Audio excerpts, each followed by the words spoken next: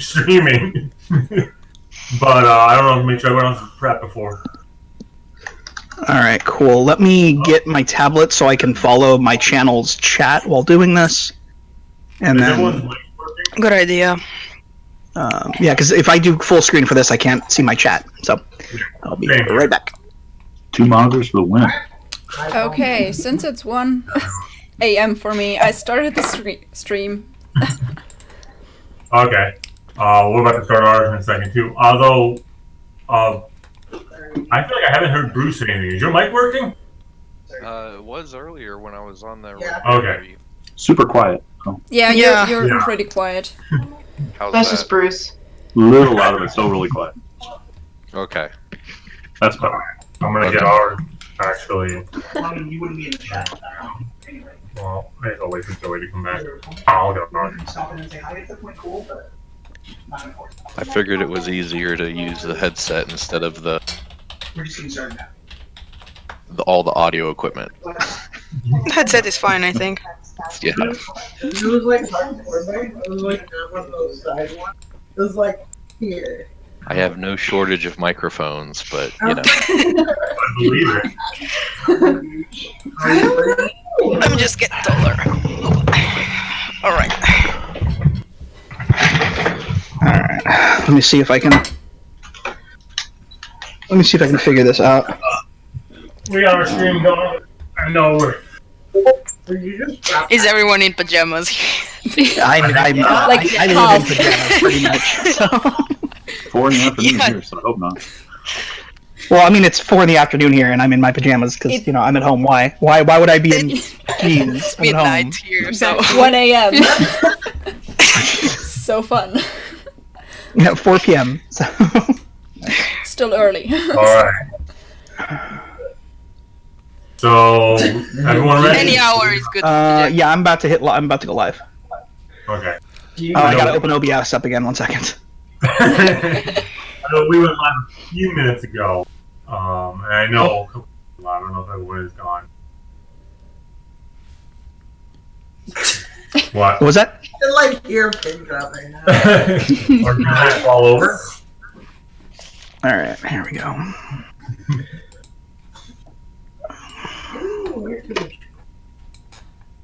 I'm wearing white. Thank you very much. One of my many Disney things. All right. This can shoulder really hard. Go live. Yeah, she hit my shoulder. Like, So why'd you shoulder check your mother? That's not fair.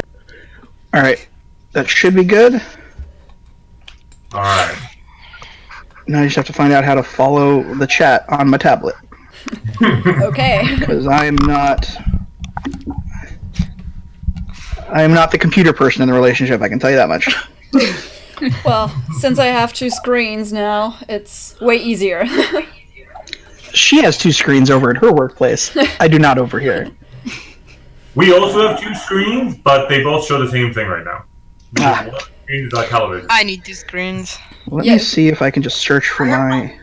My screens Yeah. show like 1.5 the same thing because I need you guys here to like one screen for the screen capture, the other one so I don't look sideways every time I talk to you.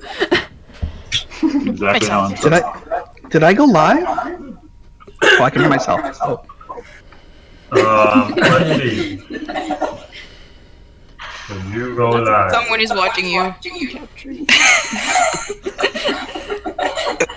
Here it says I'm not live yet. There's probably like Yeah. people watching us. One of them is me, so. So you don't count. No, I don't think you're not live. Okay, I have to. 1 second. Let me hit end stream. what you see who? Close OBS. We were doing such a great job with the stream launch with no issues. Yeah, sorry. Okay, open OBS again. You mean? No, I'm not worried. Did Avalon come over to give you tech support? Yes, she came over to give me tech support.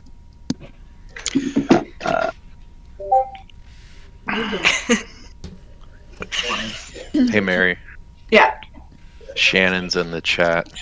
Oh boy. Oh no. Who's that? One second. Well, Shannon the troublemaker. Yes, I know. I think Shannon's in the chat. I'm not What on is the happening? server long, but I know One Shannon second. now. What? Yes. Maybe let's check. Quite the reputation. Sugar is my stream to usually, right? She girl pretty much runs Done. the pod. Okay. Doesn't matter. Cleared it out. Oh, there's only 9. There was 11. Reveal. Copy. Paste. Oh, that's what I'm doing. Let's type it out. R4. Ah, damn it. Or do you think my name is David? Are you sure you're copying it? Yep. I'm just gonna use the time to eat. Again. Smart. Done. Okay. Go live. Cannot add the channel or stream key. Woo! Alright. Fun. That was early. We haven't even gotten the introductions. I know. I probably should have started making these phone calls earlier. Well, this goes well, which I hopefully it will. Next year, we'll know better. Yeah. I mean, I think the people watching us That's it. on the That's right. streams now will be happy to see us being very, very confused. Yeah. I mean, that's life. Sorry, people who happen to be watching right now. I'm trying to. Yeah. It's alright. I got You beer. have to put the dashes in. What you drinking, Barbara? Now, Cider. Weiss beer. Very white. It's actually Weiss beer. You're the hater, too. Okay, maybe it works now. You know, Am I live? I'm pulling more of a Blake now. Yes, I'm going live. I'm going live now. Tea. Yes. I had tea before. I had coffee before, so Coffee. I think I'm going live. I'm now. both. I'm both coffee and tea, so You're I Weiss think then. I'm alive Yes, too. you should be able to see your I'm channel. AT. Showing. I might. Yeah, but I have to go full screen because I'm capturing this. Actually, Alex is the Weiss. So this I love is that Yes. shirt. your channel. Thanks. Yeah. But it doesn't show that I'm live here yet. It's covered in pen ink because I accidentally washed a really cheap pen with a bunch of my clothes. So there's just like random I would black die. spots everywhere. Well, this shows I'm live. I would die. I hand wash all my RWBY stuff. Okay, I guess I'm live, Good idea. but it's not showing up on my tablet that I'm live. Or should I- Let me check. Now I'm live. I'm good. Oh shit, it's not capturing the whole thing. Liam just told me that I should inform Captain Obvious to that someone's not live. Joey, in OBS, don't change the size of the Discord window. When you full screen, it zooms in. What did you Oh, say? so just leave it. So yeah, when you add the Discord source to the scene for capture, There we go. I mean, it's not. don't change the size. It'll just when you full size, it will expand, fill the full screen of the capture as well. So if you change the size so it's already full size at the window, when you go to full size on your screen, it zooms in. So we're pretty much seeing our Alex. That appears to be the best I could do. I can't get. I don't know what to do here. Because if I zoom in, Well, like when I added the window to OBS, I didn't change the size, and then I just full Let me screen. try. let me try capturing Discord instead of capturing. Because Okay. right now I just have display capture captured. So when it's full screen on the display. Oh wait. No, I want to capture an application, so I want to capture Discord, right? Well, no, because then you'll get the full Discord screen, and not This- just the The video. little video window in Discord has a little maximize button in the bottom right corner. If you scroll to it and hover over it, Yeah. it's a little maximize. And I just capture the screen and it's working great. That's what I was doing. I did screen capture, and then add source, so screen capture, and then So click on the screen. Yeah, I was See doing how it's window already capture. going off the window. oh, I just have to. You have to. Yeah, that's all it is. Sorry. Yeah, I see what I did. There you go. Yeah. All right. Oh, yeah. Okay. Thank you. should we- Boom. Now we're good to go. I believe we're good to go now. Okay. All right. I am live as well. Yep, me too. Everyone's Same. live. Everyone's So live. I figure we'll go around really quick and do introductions. sure we don't all need to, but this way, in case somebody doesn't watch this channel, we all know who everyone is. Yeah. I'm David. I'm Brandy. Julius. And we're Max, our dog. We make 4/5 of story. Yes. Otherwise, she'd be bored. Yeah. 6-year-olds. Okay, are we going? Let's go that way. So now we're going to. Well, the windows are different for everybody. Oh shit! That's for me. I don't know how it's for you. So Okay. whoever wants to go next, I guess. Go ahead. Not everyone at once. How about we have that host over there who just introduced himself actually call out each person to introduce? It'll be a lot cleaner. Yeah. Okay. So why don't I'm just to go around the way my stuff. So Odin Maddox. Me? Yes, you're the first person on my screen. I'm Bowden Maddox, aka Brent. I'm also one half of a RWBY reaction team. My daughter Michelle also reacts with me. You can find me on Bowden Maddox Presents. It's good stuff. And then next we have on our screen we have Captain Obvious Shay. Hi, I'm Barbara, also known as Captain Obvious GA. I think most of you all know me. Hello. And that's it. We got Sirs and Madams. So. Hi, I'm Mary from Sirs and Madams, aka Lucy, and I also run the Lucy and Cheese YouTube channel as well. They do a lot of Bruce. fun game stuff over there. They do. Craziness. I'm Bruce from Sirs and Madams as well. And yeah, that's pretty much it. Alright, so then hopping back over, we've got Geek House. Hi, I'm Joey. I'm half of Geek House. Well, if you count all the cats that make cameos too, I'm like 1/5 of Geek House, 1/6 of Geek House. I don't know.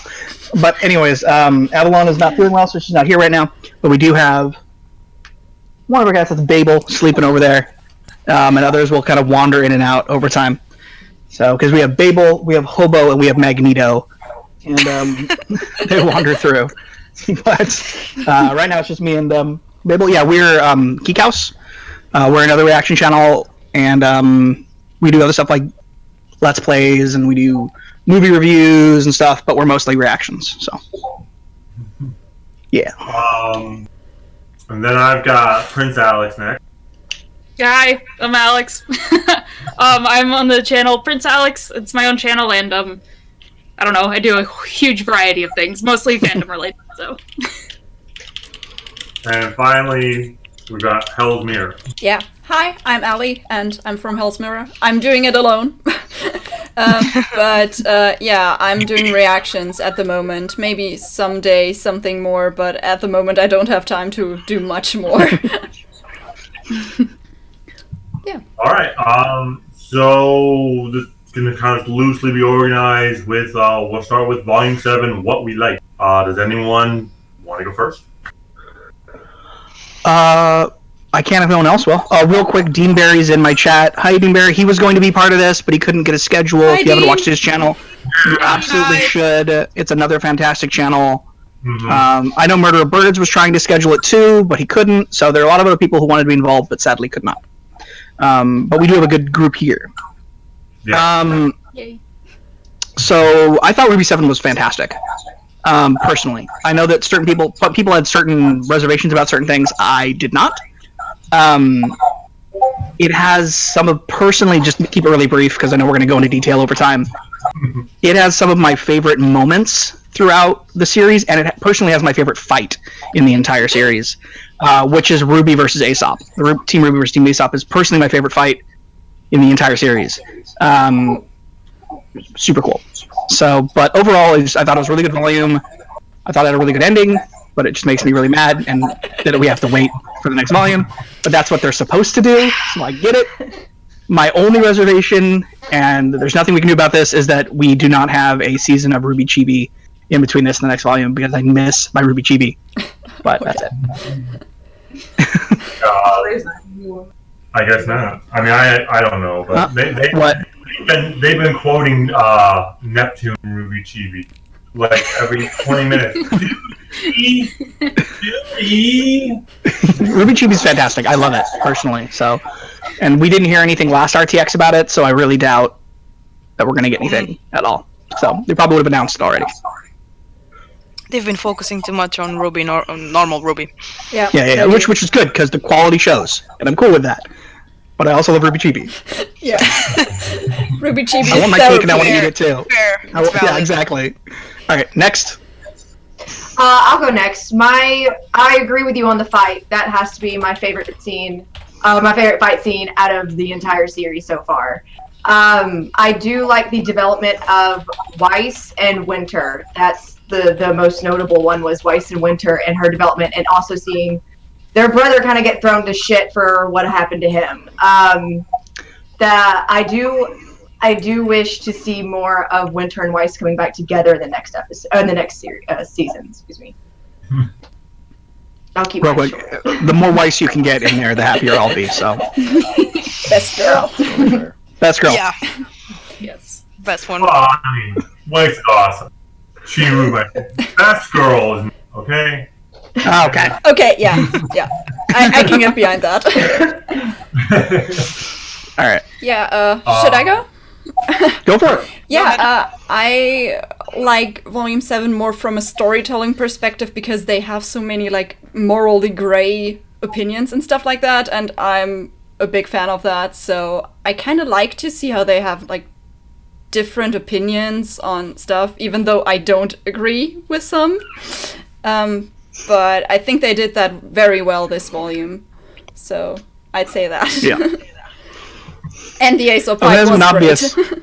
if it hasn't been obvious, there will be spoilers all throughout that. You should know that if you're in the chat. We're gonna spoil the shit out of this volume. Oh yeah. Yeah, you should know that by now.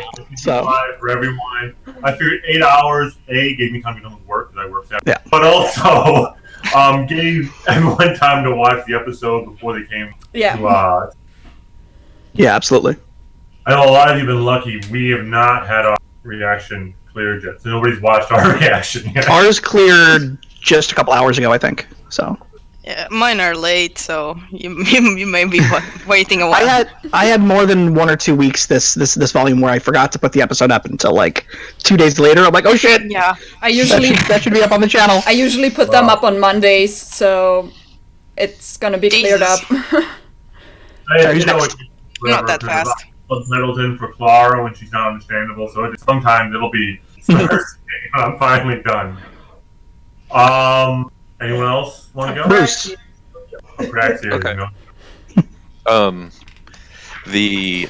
I'm kind of split. I like the RWBY, Team RWBY and Aesop's fight, but I really like what they did with Neo with the 4-on-1. That was very cool. Yeah, I wanted more of that. Yeah, exactly. Same. So that one, I was kind of like, okay, she is the definition of grace at this point. So, basically Those split legs. toys with everyone with 4-on-1. So I think that kind of became, let's say, 51-49% between the two. It's that close, but yeah. As far as anything overall that I really liked. The pacing was really good because it started out kind of slow, but at some point in time it was the running down a hill and not being able to stop, and so those last 4 episodes or chapters really just kind of ran together real fast. Yeah. Yes. Someone in my chat said something about being a bit rushed or something like that, but I honestly don't think so. Sorry if that's your opinion. No. But... Well, I mean, even the people who didn't like it, you gotta respect their opinion, unless they're dicks about it. Which case, whatever. Yeah, no, that's... You can dislike something all you want. Don't be a jerk about it. That's all I ask. Yeah. That's literally the only rule in our Discord. Yeah, that's what we say in our that's what we always say, like when we end a video. We're like, comment down below, but just basically, be excellent. I always don't be a dick. And I always you're say welcome. comment nice things. So yeah. I don't think it was rushed at all. It felt like the middle of a volume to me. Like, volume 7 and 8 are like a big volume, and this one felt like the climax in the middle to me personally. It's like the first 3 seasons of She-Ra. It's just like should be one thing, but it's just sorry, no one else watches that probably. I watch She-Ra. I watch it. I just haven't watched since past season 2, and I need to catch up. Haven't watched it. You know, First episode. it's one of my favorite shows. You should. Has anyone else not gone on describing their favorites of 7? Anybody? Alex. I really liked. It's like probably a small thing that not a lot of people think about, but I really loved watching Penny and Ruby's relationship develop further. Oh, hell yeah. I noticed that with Ruby we see like all of her friendships and like her relationships with everyone else, but like Penny hasn't had anyone before Ruby. Like Ruby was her very first friend, so getting to see that again, and then seeing her become friends with Winter sort of too at the same time, I adored that. I missed Penny a lot, so I was really happy to see her again. Going off on that, something I really liked this volume was about Penny as well, is that they gave her a lot more of characterization, which was something I was missing in the past volumes, because I personally I didn't feel a lot when she died in volume 3, just because she didn't have a lot of screen time before, so I didn't get too attached to her. I mean, I was sad, but I didn't cry like with Pyrrha, and I think volume 7 gave her a lot of good characterization and a lot of more character to her. Going For me, off on that.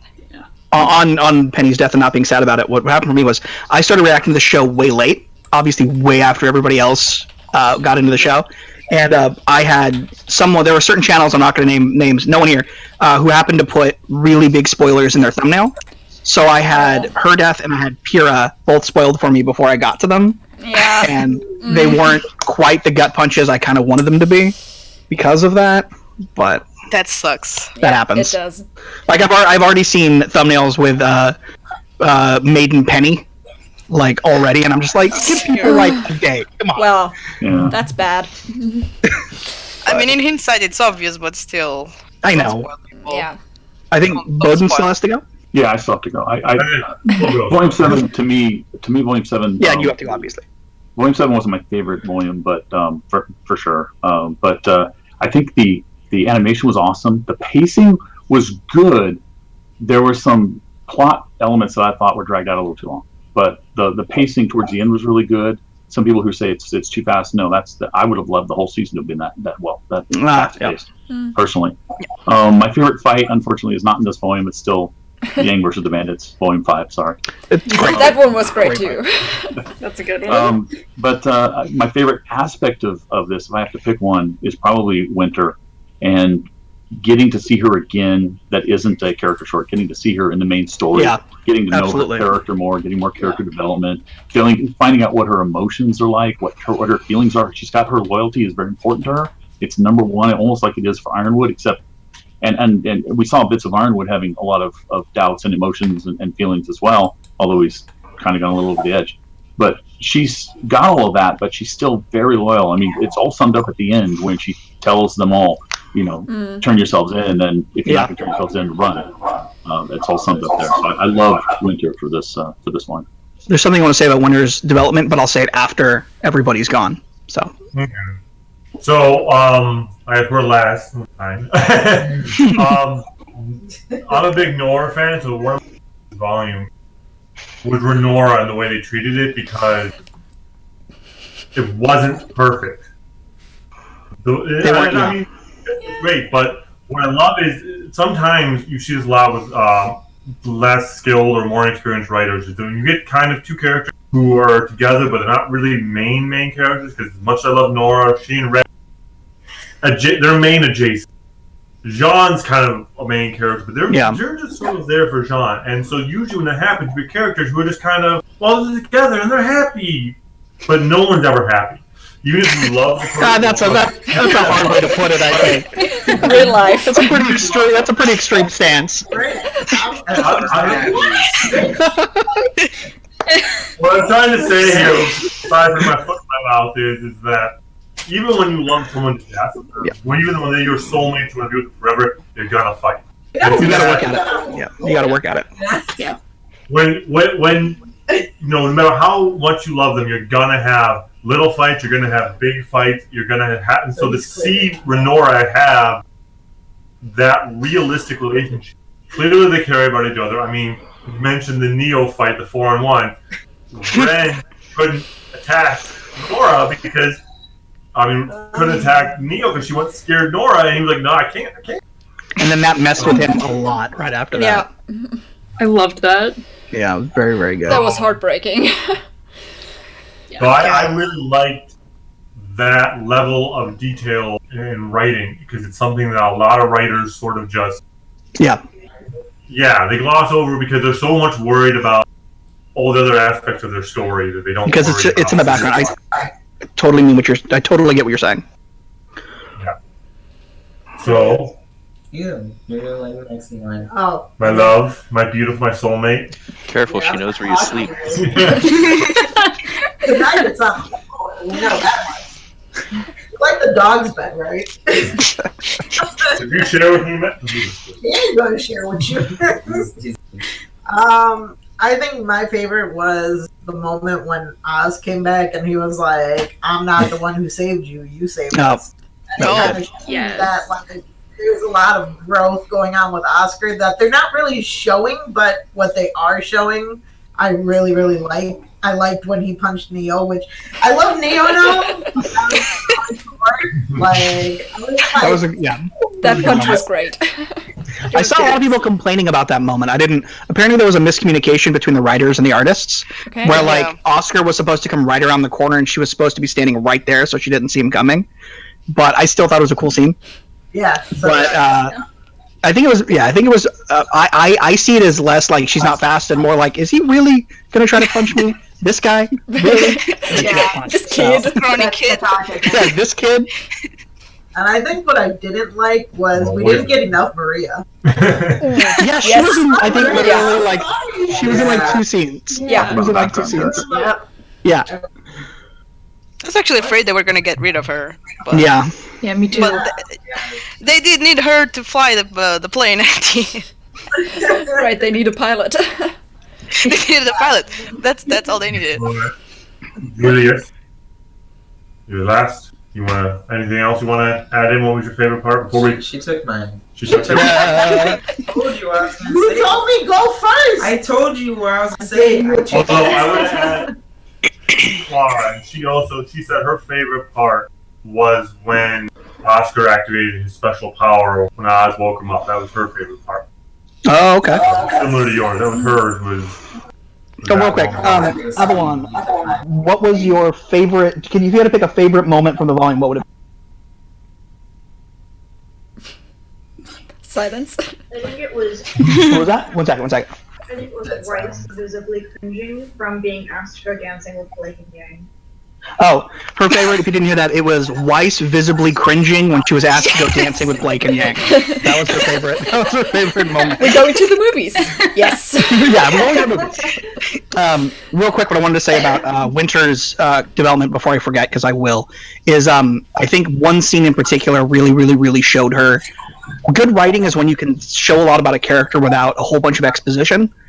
Though exposition can be awesome, obviously, but the scene where she is at the meeting with Ironwood and Robin and her father, and you see her just kind of like tapping her foot, and she's just like doing everything she can to stay stoic, and then just has that incredibly brief slip up, which he wanted to happen, tells just so much about her, in my opinion, and her history and her connections. Yep. That I think her giving way more than her giving a speech would have. Yeah. So I thought that was a very cool moment. And then the scene she had afterwards with Penny, any scene she had with Penny was pretty much gold. Yes. So I love that friendship. Yes. I'm sure it caused many ships to sail, but I thought they were cool. Are you kidding me? It's RWBY. Literally, there's literally a ship between everything, including inanimate objects. So. There's a ship between RWBY and Crescent Rose, so... Yeah, exactly, that's what I'm talking about. Oh, yeah. Which, honestly, is probably the most realistic for RWBY. As much as I love and Weiss, that's probably the most accurate for RWBY. Guns N' Roses. Yep, Guns N' Roses, nice. So before we move on to the next thing, I'm just going to open up anything else that people like that didn't get mentioned. Did you guys want to chime in? I got one. I liked how there's certain characters who are kind of like, I don't want to say going crazy, but they're starting to lose it a little bit. And the voice actresses that were able to really convey that. So like the most recent chapter was Cinder.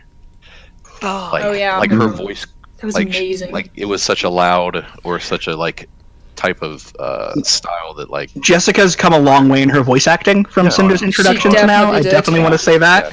So and then Winter, same thing in this kind of towards the end. Yeah.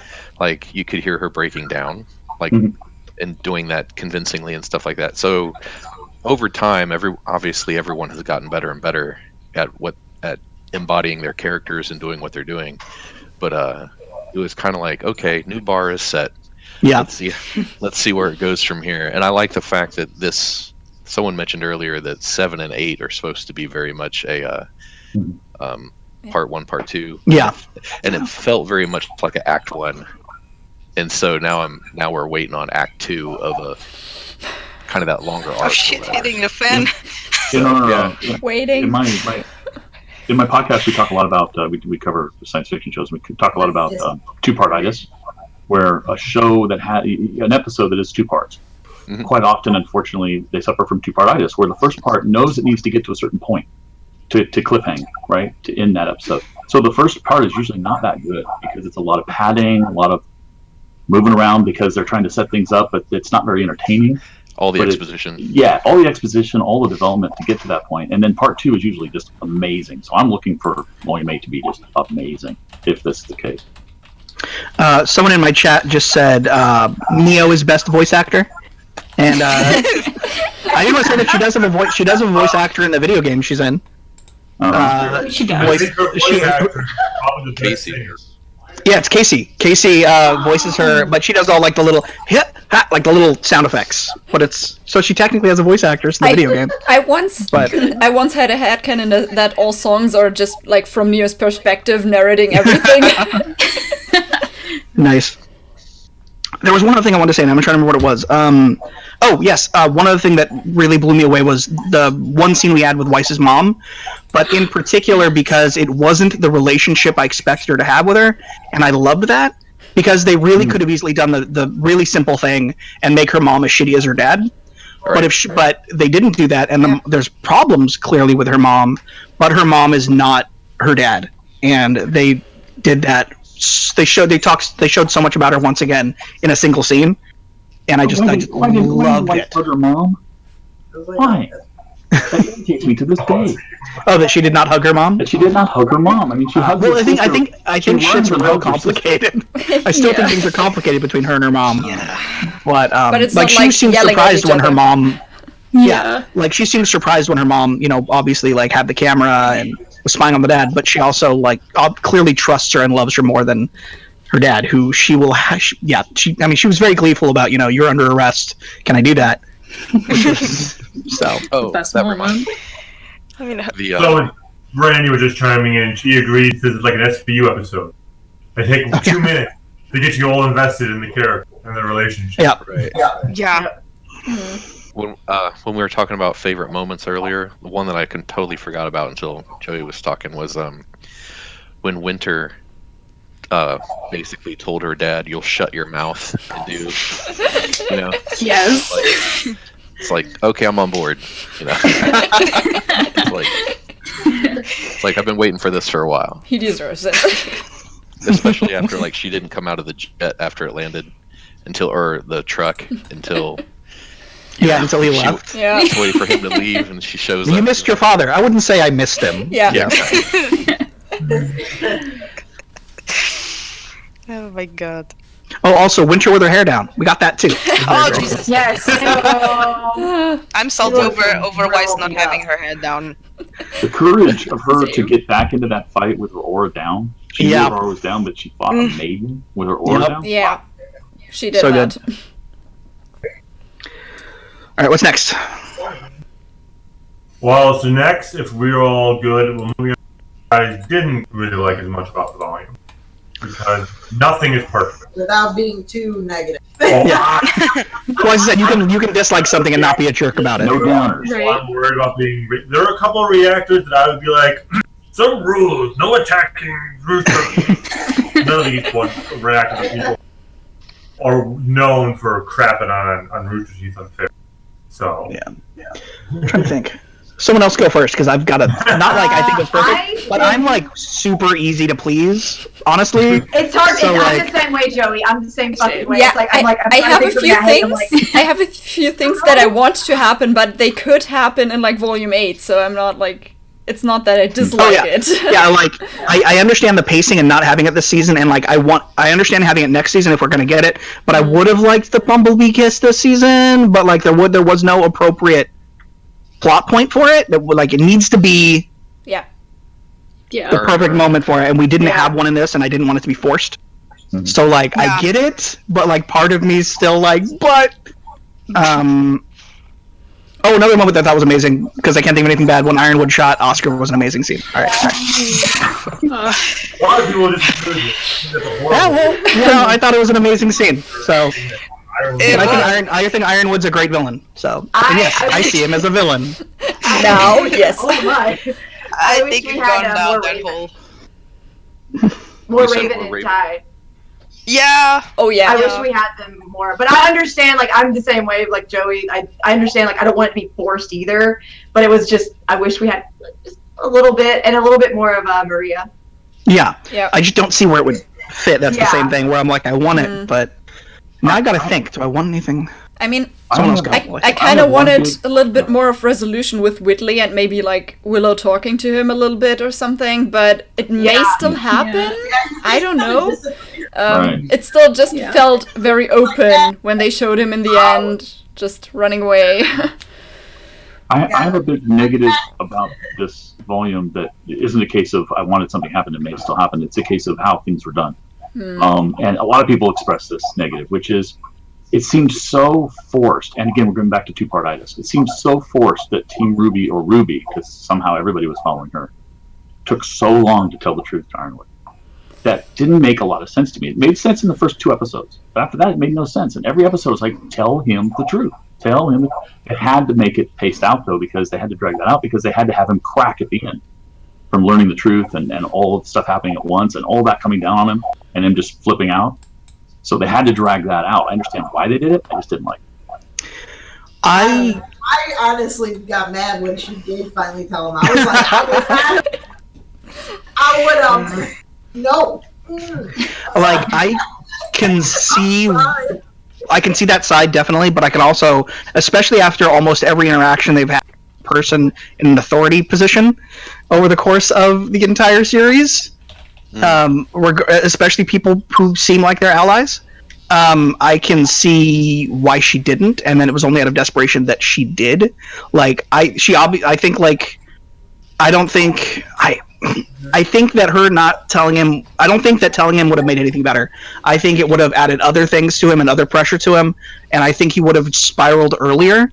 If she was like, BT dubs, we can't defeat her, and then he would have had a whole season to spiral, and it would have been even worse by the end of it. That's mine. I don't think he would have necessarily put out the arrest warrant for him. I think if she had been I honest, think he would have other shit would have happened. Yeah, other stuff would have happened. He would have thought they were on his side. Yeah. I definitely see where you're coming from. The ones I can't see are the people who are like, her not telling makes her a true villain. But it's the same people who are complaining when they're like, how could RWBY, like, who are saying that Team RWBY were evil at the end of last volume for stealing that ship and attacking all that stuff. And I'm like, I can't wrap my head around. But anyways. Anyone else have things they don't like? I have one thing. They wouldn't have told them because they've been let down by almost every single authority. That's what I was just saying. Yeah, like literally all of them. Yeah, literally all of them.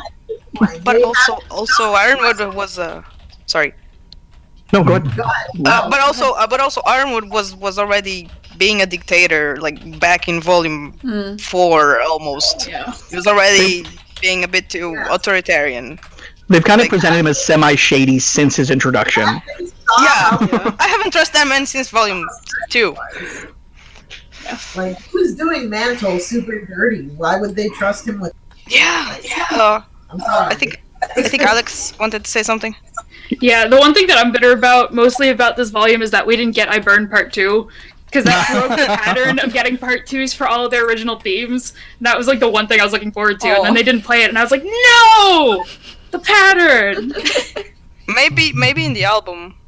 No. Yeah. Oh yeah, the music also kicked ass this volume. There were so many perfect scenes where like they kicked the music in at just the appropriate time, and you're like, yes. Like once again, the RWBY versus Aesop fight where like Yang and Blake land, and then the song kicks on. Right. Or the fight in Ironwood Gravity versus between Watts. Ironwood versus Watts, which was my favorite fight of the entire series until the next episode.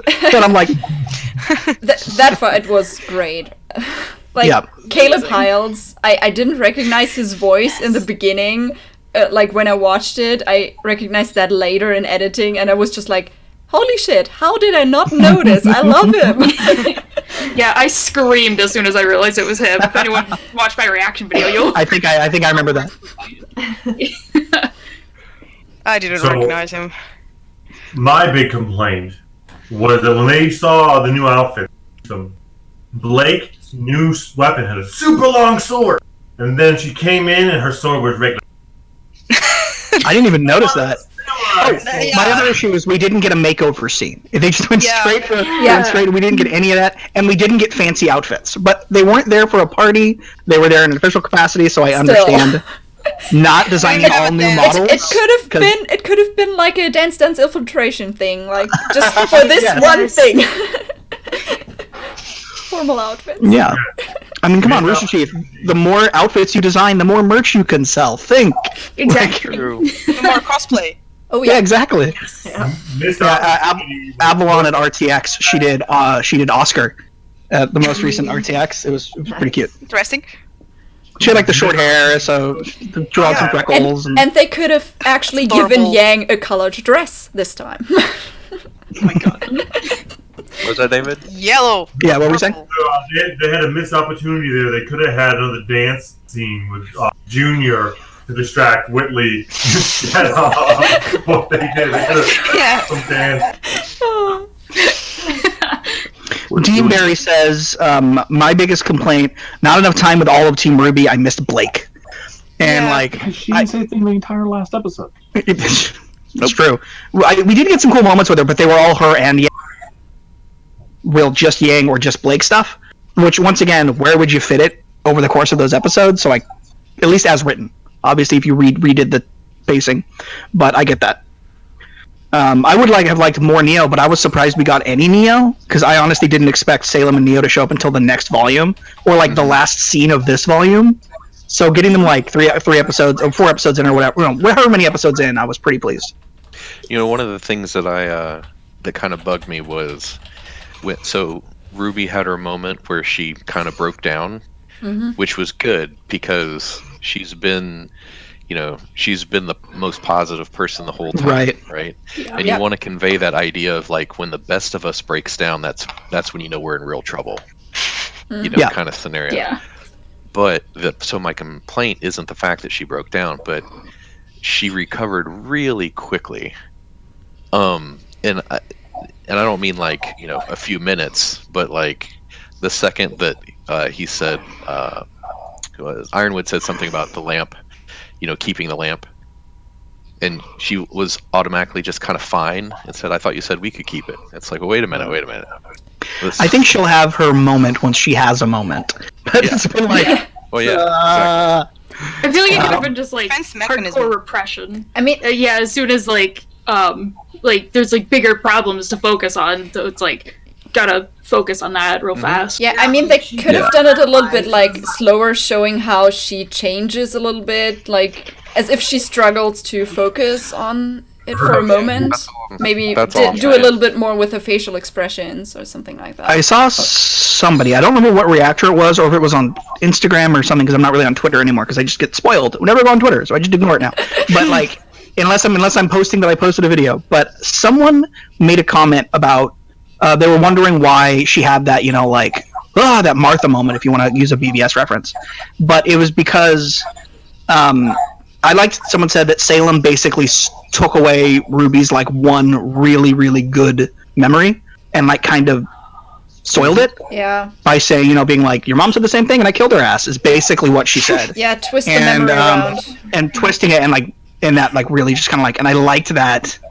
I like how they showed that though. Yeah, they should like so good. I thought it was strong. Yeah. The sunrise or the sunset behind Summer and all that kind of stuff, and then the second they flipped it over, it was like the dark clouds and all. Yeah. That's So dreamy. Visually showed about that. about that scene though that we're talking about with Ruby's kind of breaking down. Can I back up? And am I the only one that thinks Ruby was really dumb for telling her enemy the secret that she had that her enemy didn't know she knew? I didn't even think about it that way. On Salem and get Salem Never thought about that. Never thought about She that. was giving her an important secret in their war that she had that she didn't know Salem knew she had. I didn't think of it that way. You got to think of it this way: like she's a good warrior, but she's not a tactician. Yeah. She is kind of runs off her emotions, which normally I works think that really showed well the for. naive side of her. Yeah. That's really great. And it's actually the same point I always brought up with people complaining about the end of Volume 6, is that Ruby's kind of and John too, but they're kind of reckless. So that right there was kind of a stupid, reckless thing to do, but it's exactly what you'd expect her to do. A kid, like they're some of the best fighters out there, if not the best, which they made a point of this episode. But like, they're still kids who are still sometimes reacting like kids, which for better or worse. But yes, that was a dumb decision on Ruby's part, but I think it was a purposefully dumb, if that makes sense. Like, I could see that fitting her character because she tends to be very, very brazen. As someone who teaches high school age kids and some early college age kids, it's very accurate. You see it all the time. I just throw all the kids under the bus with that statement. It is true. It is. Yeah, with a big family like I have. I think Summer's still alive. I want to think secrets of it. I'm curious if I can do something like that. 50-50 on that. I think she is. Does anyone else have any other complaints about Volume 6? We need more Tai Yang. That's it. Yes, I want Tai Yang. And Zwei. Yes, more Tai I Yang. want Tai Yang and Raven. We want Zwei. I just wanted to say something. Yeah, go ahead. Yeah. I just wanted to say something about Renora that I love it, but I think they could have done a bit more with it this volume. You know, I felt like there was a couple of talks missing after the kiss at the rally. There was some parts like they jumped a bit into being a bit more normal, and then having Ren being all. I think part of that is that like they're not getting the chance to have that healthy conversation.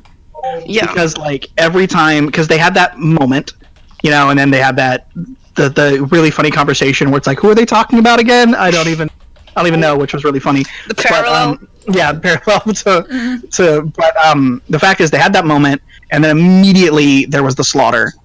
And then they were immediately dealing with the next thing, and then the next thing, and then they had that. Then Ren had the breakdown because they've never had a moment to sit down and have that healthy conversation, or just even the unhealthy conversation. They haven't had the moment to have a talk, which I think is also like a build-up kind of thing.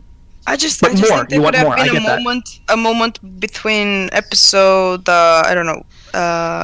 7 and 9 or something. You know, because at the party Ren was seemingly normal again. Just a tiny conversation. That's what all I would have asked for Renora. Because other than that, I'm very, very pleased with it. Yeah, I'm chiming in for Brandy because she keeps nudging me to do that. Yeah, absolutely. She feels like what was it? That Bumblebee got more development than Renora did. They honestly like focused a little bit more. We saw more of their relationship, which wasn't even fully like out there for us. It wasn't. And like, okay, we're getting back. There you go. Mm-hmm. That's what it felt like. Okay, I can see that. Someone, go ahead. I was just saying, I have someone in my chat who said that John says he wishes he would have seen more Faunus racism, which I can see that because we didn't see much of that. He says he would have preferred Blake be the voice of Mantle, not Nora. and I could see that. But that's also I also kind of see where like Blake stepped away from that being her fight. Like I think that's kind of part of her development. Is that like she's kind of not that she doesn't care, but like that's just she's moving on, so to speak. So I could see her why she's not the voice. Plus, it gave us some Nora development, which is something we've had like because not much of. Nora was in a situation that was similar to the people of Mantle when she was young, so I can see why she was the voice. Absolutely, yeah. But I do agree that seeing more Faunus racism wouldn't have been a bad idea. We got a little bit of that with Marrow, because we could see his reaction to things, and like he got really upset, very briefly, but he got upset when he saw the Faunus servant at the house, and he's like, "Not a bad idea. I'm gonna patrol." So like it was subtle, but it was there, I guess, if you were looking for it. But it wasn't like outright like being beaten up in the streets. No. I didn't even notice the thing about Marrow getting upset about a Faunus. It must have been very slow because I have no memory of it. Well, it was very brief. It was Crow. Looks. Yeah, it was Crow turned down the alcohol, and he was like, "I'm gonna go for a walk." And then you saw Marrow kind of look, and he looked at the Faunus specifically, and he's like, "Not a bad idea." And then he like went off because he's mentioned a couple times about like the mistreatment of Faunus. Like he's pointed out situations about it. So it just seems like it was there, but it was kind of shown through his reaction to things and not seeing Faunus in cages and shit. So yeah. I think it could have worked with both Blake and Nora. You know, like a Faunus and a human perspective on the discrimination of Mental, because Mental isn't just Faunus. Obviously, the people discriminated there are also humans. So it did make sense to me that it would be Nora as well. Because Nora is the one that's been the homeless one, and you know the one that suffered the most with that kind of stuff. We never got the Nora backstory. I promise this volume. I wished. I was so expecting it. All right. So next. So we're moving on. I think it was Brett that said Summer's alive. What was that? Is that unanimous? That Summer is still alive. Summer's still alive. Oh, yeah. I think she is. I don't know where she is. I don't know if she's in a cell in Salem's place, or her eyes are gouged out. I don't know. But nobody, we've never seen her body. Nobody has talked about her actual death. We've had Salem in this volume just hint that she might have killed her, but nobody actually showing us that in flashbacks. All the flashbacks are live. There's no body. We saw because Lots alive, even though we thought he was dropped into lava. I mean, I don't think she's dead. Yeah, because they've specifically mentioned that she never came back, and so like the grave is more like a marker, and it's not an actual body. So that is a good point. Yeah, she could absolutely be alive. And they get really uncomfortable anytime she mentions it, and it's they don't get that uncomfortable when people mention death around them. They've seen death, they've dealt with death, but every time she mentions it, Crow kind of like stiffens up, and then Oz doesn't want to talk about it, and stuff like that. You kind of notice too.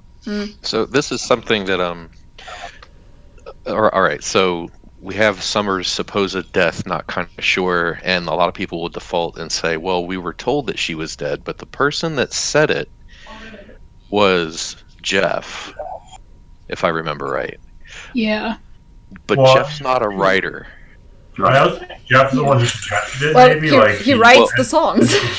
Yeah. So he's a writer. Exactly. I actually didn't know who you were talking about at first. I'm like, Jeff. Sorry. Sorry, Jeff, the music. Okay, yeah. Gotcha. Now I know who you're talking about.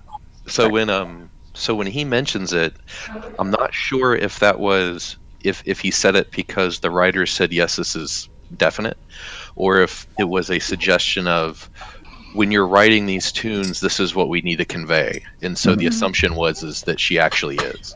Yeah. So I'm not sure. I basically put it this way: unless it's one of the actual writers for the show says something, then it doesn't count. Or no, go ahead. Sorry, no, you go first. He also said like it wasn't about Red Like Roses Part 2. At least wasn't specifically about Summer's death. It was about Ruby's perspective of Summer's death. So if Ruby is convinced that Summer is gone, then there's no confirmation there that she actually is gone. It's just Ruby's perspective of that. Right. So it's the influence of approach the song this way. Another example is another possibility is basically how I run D&D, which is come up with an idea, leave it open enough, If, like, 12 sessions down the road you have a better idea, they never know that you switched out the idea. So you just jump right in. Yeah, you did dedicate. I just got a comment in the chat from the Skyheart 5. Don't forget, at some point Salem went from killing Silver-Eyed Warriors to wanting to capture Ruby. So that is an interesting point to raise there, too. Ooh. Yeah. Yeah, because, that's a good point. So maybe Summer is captured. Yeah. So again, because we're in theory zone, I think Summer got captured, and if one of the things Watts was working on was grimifying people. And what if he grimified Summer, and then Salem eventually sends this brainwashed, grimified, silver-eyed warrior after Team RWBY, and that's how she gets reintroduced into the series. Well, a silver-eyed warrior who's grimified would be taking himself out. But it would be so cool. Would it work on a Silver-Eyed? Real quick, John Johns just said in the chat again, he said, Monty animated the Red trailer and RWBY at a grave marker because he felt that all great quests start at a grave. It was Jeff Williams who suggested that it was her mother, and then it became her mother, I guess. So, that's pretty neat. So it wasn't planned from the Torchwick could start. jump out. No. Right, yeah, someone's like, well, yeah, absolutely not. But someone's like, if Summer comes back, that means anyone can come back. Adam back, and God, I hope not. But I'd be happy for, I'd be cool with someone's like Torchwick could jump out of the mouth of that gloom whale. I'd be cool with that much more than I would be cool with Adam returning. He suited his storyline purpose. He's done. Torchwick returning would be great for Neo. Right? Yeah. And then her and Torchwick just kill the fuck out of Cinder, which I'd be sad to see Cinder. I'd be really sad to see Cinder go because I love Jessica, but I mean, come on. Cinder has exceeded her stay. Basically. Unpopular opinion. I don't like Torchwick. Oh, I thought he was great.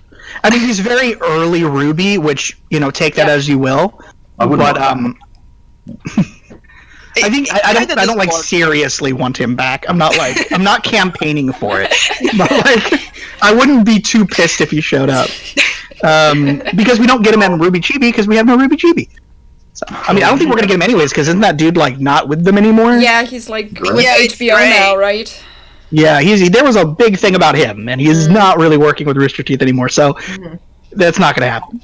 Unless, they can recast him. They did it with a very, very good new Crow, in my opinion. So Grimify him, and he only speaks in growls. Well, no. He needs his lines. He needs his one-liners, and his self-censoring. David has something. We have a comment from Game Guy, who I'm pretty sure. Guy from the Discord. Yeah. He was saying in our chat that he thinks that Salem was having Watt experiment on the Silver Eyes to either learn how to neutralize them or how to collide. Not a terrible idea. I mean, I could see that. There's so many different storyline directions they could go right now because it's so open for a lot of things. I hope that we see. What's that other continent? Vacuo. I want to see Vacuo at some point. Yeah. That's one we haven't seen yet, right? I want to see. Yeah, I want to see Volume 9. Yeah, that's right. I have that novel and I haven't actually read it yet, but I want to. It's just sitting up there with my 30 other novels I haven't read yet. It's amazing. I kind of ordered it while pre-ordering the second one, and it still didn't come. So maybe it's just coming with the second one. I don't know. I know the basis, and I really want to read about the awesome and all that, but I have not read it yet. Well, I don't think I have a. No, sorry. I was just saying I don't think I have any complaint about the novel. Yeah, I'll definitely read it at some point. What I think would be really cool is to find Summer was from Vacuo and she left Vacuo school in Vale, but she left behind maybe her dad, who could be the grandmother or grandfather in the Red Riding Hood tale, maybe somewhere in the late. Oh, that'd be cool. Tying it back to that. That'd be cool. That is not a bad idea at all. That'd be pretty cool. Yeah. One second. I've seen Avalon. Is there anything in particular you really want out of the next volume? Well, you know what she says. Use the needle for Avalon.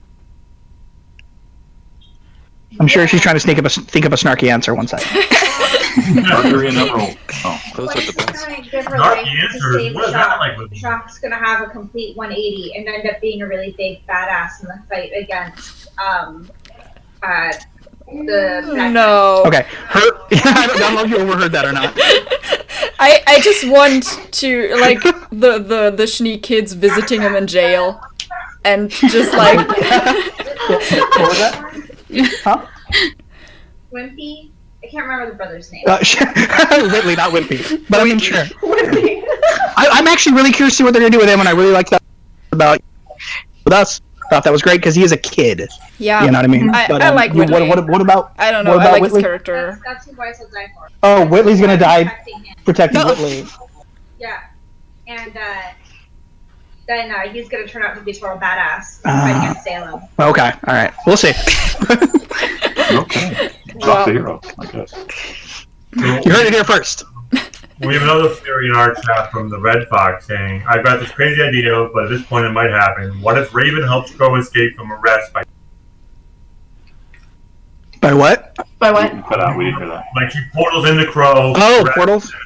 And she pulls him That out. would be a great way to interesting escape. way. It'd be a great way to bring her back. It'd be a great way to bring her back in. Which It would I'd be a for. very RWBY way of portal doing. to Crow, Yeah. and then portal to Tai away, or to Yang or something. Is Dean anybody Barry- else? Oh, sorry. Go ahead. I was saying Dean Barry is saying that Volume 8 is going to be the Empire Strikes Back of the series. That's his view. It's Okay. going to be huge losses, insurmountable odds, supreme villain meeting the ragtag heroes, etc. And I could see that as an example of what it's going to be like.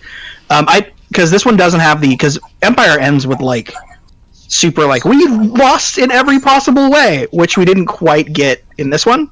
But I could see them doing because we know they're renewed for 2 more volumes. We don't know if there's any past that. Am I correct? Because so far I know that.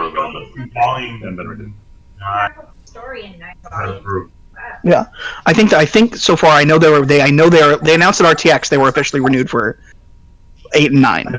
But that I don't know. I don't know if that means that it ends at 9 or it's just we'll see how it does financially and then we'll renew it for more. I do remember them ages ago talking about how every 3 volumes was supposed to be a season, and then there were going to be I think how many seasons? At least 4 seasons. I think I remember them saying. I mean, that's fine. Keep 12. I'll get to my veins. I'll keep watching it if you keep making it. It's fine with me. Yeah. Yes. But- I mean, we still have to see Vacuo and then go back Yeah. to Beacon and Vale. Yeah. So, to tie 2 of our predictions together, the scene I want, Summer is alive and she comes back, and let's say she travels with Ruby, and they eventually get back to Beacon at the end of, why is Max here? The question is, why wasn't he here earlier? I want to see Summer run into Raven and Ty, and her be like, what are you doing with my husband? Nice, yeah. Don't get me started. I just love all the memes of Ty and that's kind of inappropriate, but Ty and every member of the team have made some very funny memes. It's canon. It's canon. Yeah. I do want to say that I want to my hat's kind of off too. I'm not going to get into the Crow's last voice actor stuff. I don't want to talk about that at all, but I do want to say I did really like the guy for the season. I mean, it's not, I don't remember, what's his name? Jason? Okay, well, Jason. Okay, cool. But you can, in the current ones, you can tell it's not the same guy, but at the same time, I still does an exceptional job. And I think at certain points he's better because there's certain. I don't think, personally, but I thought he was very good. It could have been way worse. So Yeah. In the first I thought it was fine. episode, I was not on board, but Yeah. on because he's sober Crow, trying to better himself and Mhm. all that. It honestly felt like that voice actor did a really good job because it kept Crow, but it also grew on him because it was hey, he's sober now, he's doing better for them. He kind of got that slap upside the head. So John Johns brought up the question. We're talking about the moms, and he said Real Housewives of Vale, and I thought that was instead of Real Housewives of Vale. I thought that'd be. Wow. I just had a comment. Too. I just had a comment. I wouldn't mind that. Don't you all want to see Atlas fly over to Vacuo? Yes. that would be great. I want to see an amazing fight scene taking place on Atlas as it. I'm sure we're gonna get that. I don't want Mantle to get smushed, but like I want to see that like amazing kind of fight as it falls. I think that'd be pretty. I have a question for the beginning. Yeah, Avengers. Yeah, Avengers style. I have a question for the beginning of Volume 8.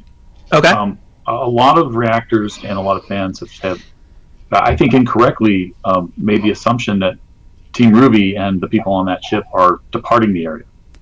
But it made a real big point of I think it was Yang calling out your huntsmen, your huntresses. You don't run from the fight.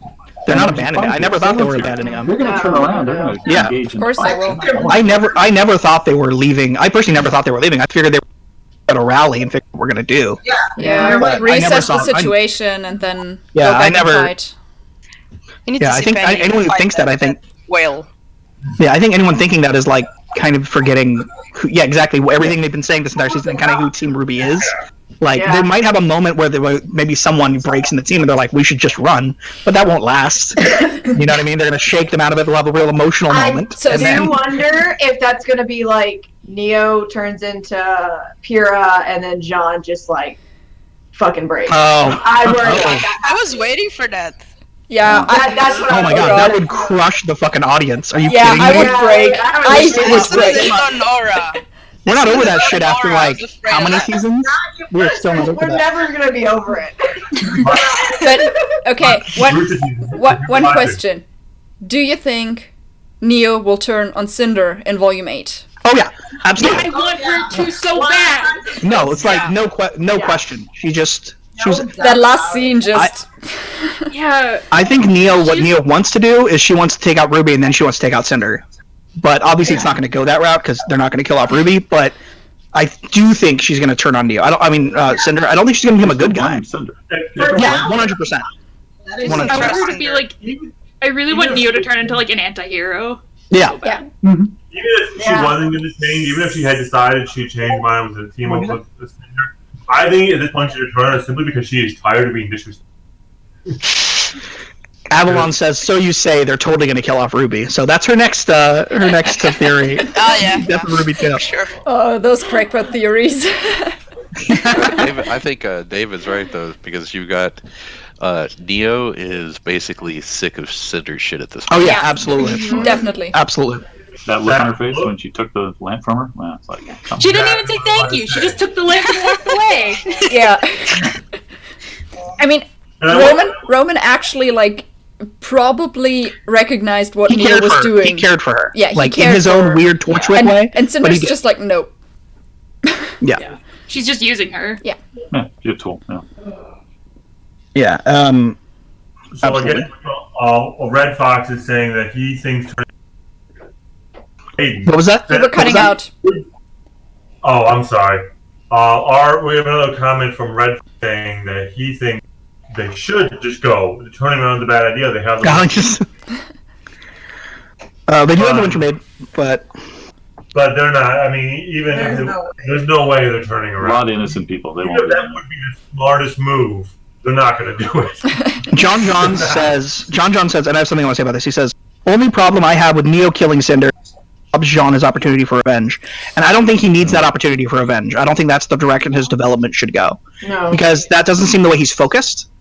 And like he did at one point, yeah, I know he did. A couple volumes ago, he had that like whole "I'm gonna make you pay," but then I think that also kind of shook him out of that, and I would like to hope he's moved beyond it. Yeah, I think especially after being at Pyrrha's statue. Yeah, that scene totally did it for him. I think. I think it would be kind of like a Jaime Lannister-esque step back in his character development if he decided he was going to suddenly kill. Oh, don't bring that for up. revenge. I'm bringing back my twin sister. That is horrible. Right, sorry, I didn't mean to sidetrack, but that's just what I mean. I think it would be. I think him seeking revenge at that point would a step back in his character development. You just had to bring that up, didn't you? I know. I mean, if the opportunity arises. Bill Sotheby says Neo could backstab Cinder, but that sets her up for Jean to take her out. I could see that happen, but I don't want it to be like Jean being all consumed with his need to kill her when he sees her. Yeah. I just don't want that, because he seems more than that as a character. At least I like to think so. Yeah, here Andy Ross was saying Jean being able to save a character, Weiss, overrode a lot of his desire for revenge, and I think that's a point too. Absolutely. Yeah. Mm-hmm. And yeah, and okay, so I'm curious about something that I might have misunderstood or I didn't understand. Mm-hmm. The green globe that went around Oscar, was that Oscar's semblance I don't popping up think the first so. time, or was that because Osman. But Osman specifically said, "I didn't Osman's save you; you magic. saved us." It was But Osman's I think magic. it's the But Oscar magic. I think it's accessed it. just the Ospen magic that we had. I don't think it's the semblance because we saw the energy thing in Volume 3 at the end in the fight against Cinder. So it has to be Okay, something that they so- both have. And you saved us means more than just the fall. Yeah. You're right. That's why Saving him as a that just person. kind of clicked in my head. I was like, Yeah. "Oh no, wait!" So it means as people, and that makes the line make more. Okay, that just clicked for me. Okay, cool. Yeah, Because that's but what I was like. Oh, okay, cool. his cane lit up, and then he also said, "This is why I have a new memory." So I think basically Osman is he gave Oscar the necessary memories. Yeah, they're starting to merge more because they're supposed to start merging more over time. So I think that's Was that the time thing stored in the cane? Because No, the but cane it's come- said to store time or something like that. Well, no, it's they've confirmed that at a certain point that the cane is not one of the relics. Yeah. No, not 'Cause the that was a relic. big- Not the relic. Not Oh. the relic. But the fact that the cane is supposed to store time or something like that. I remember that being a thing. That Ozpin's cane stores time. And the fact that it did lit up, and then Oscar regained Oz's full memories. Yeah. Maybe it was from that, the memories stored in the cane, I guess.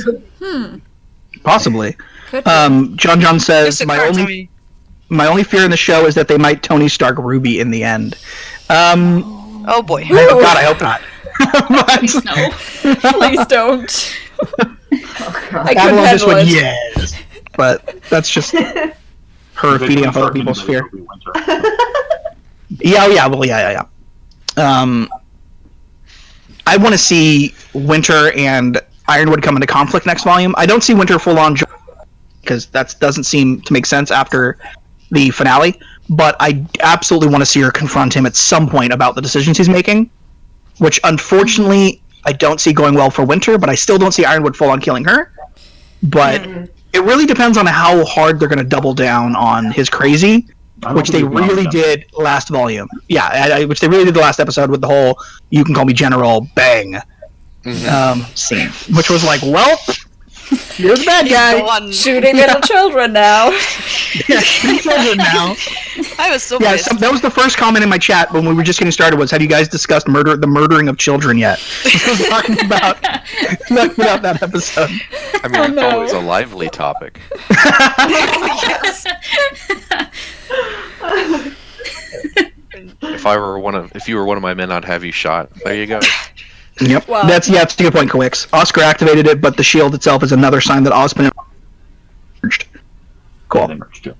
Yeah, awesome, good stuff. So, you don't have a favorite song from the volume that stands out? I don't have the soundtrack memorized, but like, I had a song in the beginning, like Brand New Day was kind of my feel-good song for quite a while, but since I can only listen to the version that was in the show, and then Chapter 12 happened, I didn't feel like a feel-good song listening to that anymore, because I heard Clover's voice. what scene did it?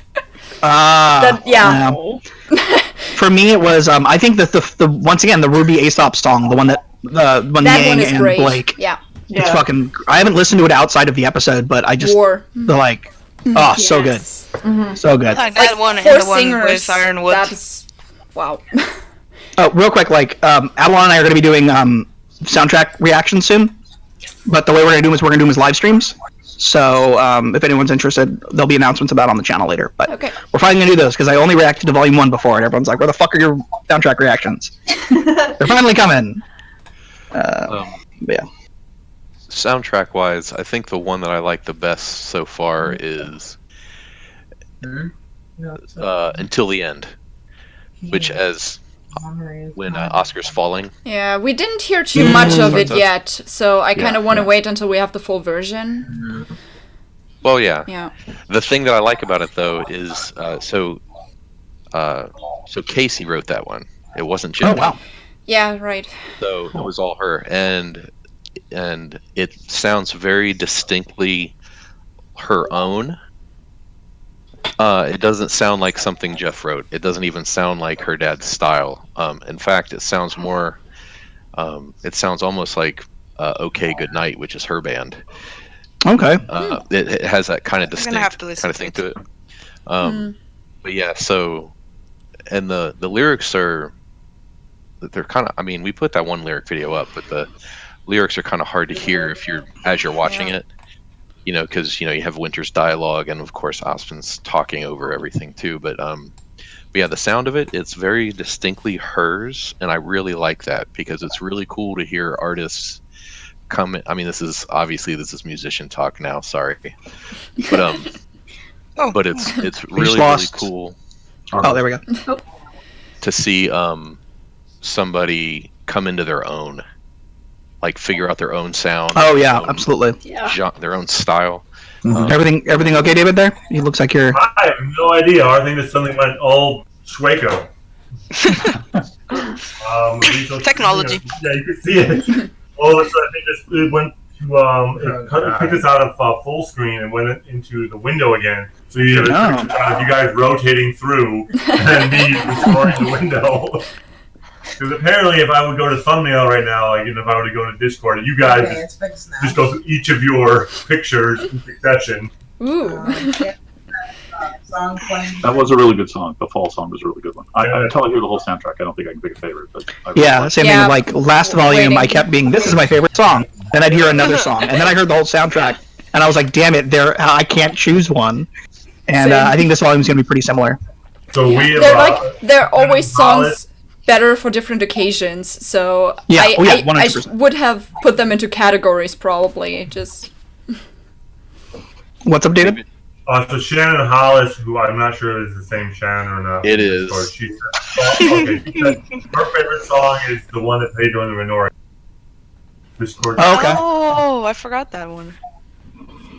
I think I was just so distracted by the same. Yeah, ours over help. Yeah. I was just fangirling the whole time, so. The song also that kicks in every episode, whenever they have one of the lyric songs kick in, like in Gravity when Ironwood like first shoots himself back up and that song kicks in, I was like, oh hell yeah! Like the scene instantly goes from being good to great, and it's just amazing. Yeah, Arnold said something today on his live, stream of the reaction or the scheduled stream of the reaction.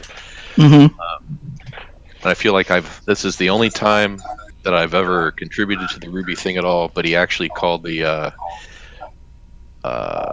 maiden quartet of the four, because there's the four vocalists.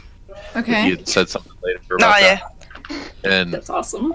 I couldn't put, when I made the lyric video, I couldn't put all their names in the title because it would just eat up all the room.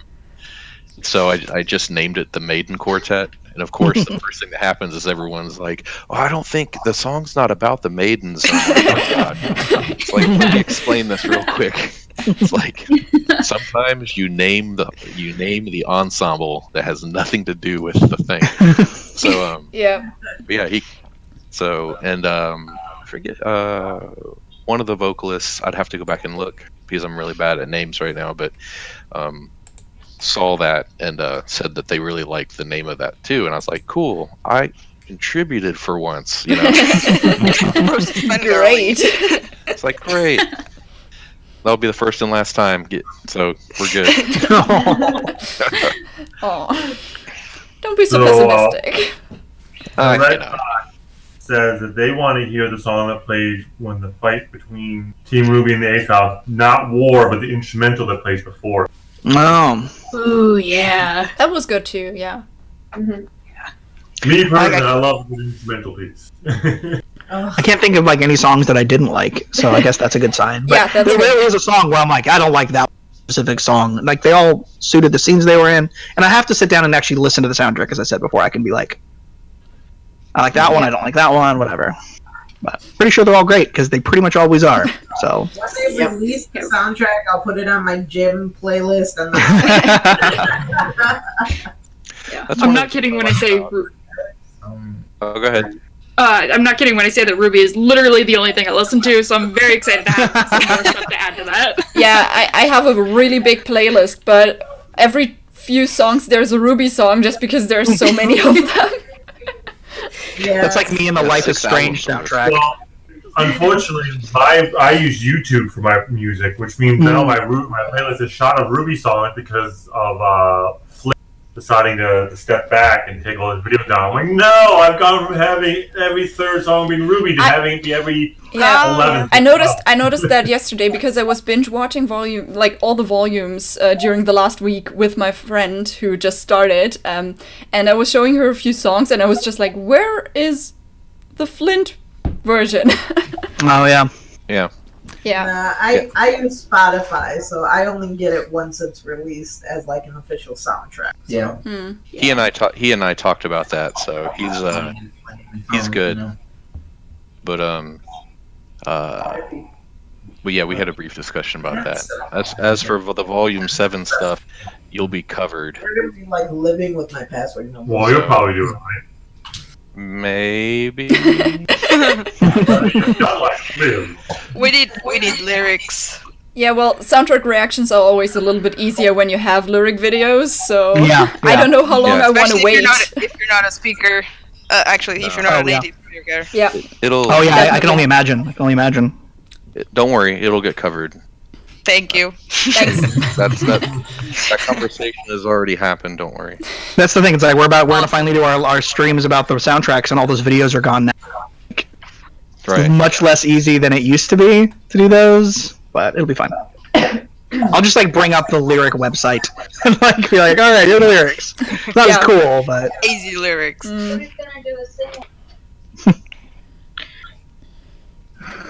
So Well, a little bit earlier, someone commented and said, what would you say to the Aesops if you saw them again? I thought that would be a really interesting question. Just like, I would probably ask Harriet what is up with you. Because Harriet just went crazy too. Like, well, so did the woman with the hammer. Yeah, she did too. She lost her shit too. Elm felt really betrayed. Yes.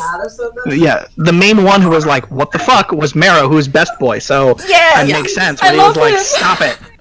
Like, that's just being chimed in out of nowhere. Like, what do you guys think? Yeah, who's your favorite? Who's your favorite Aesop?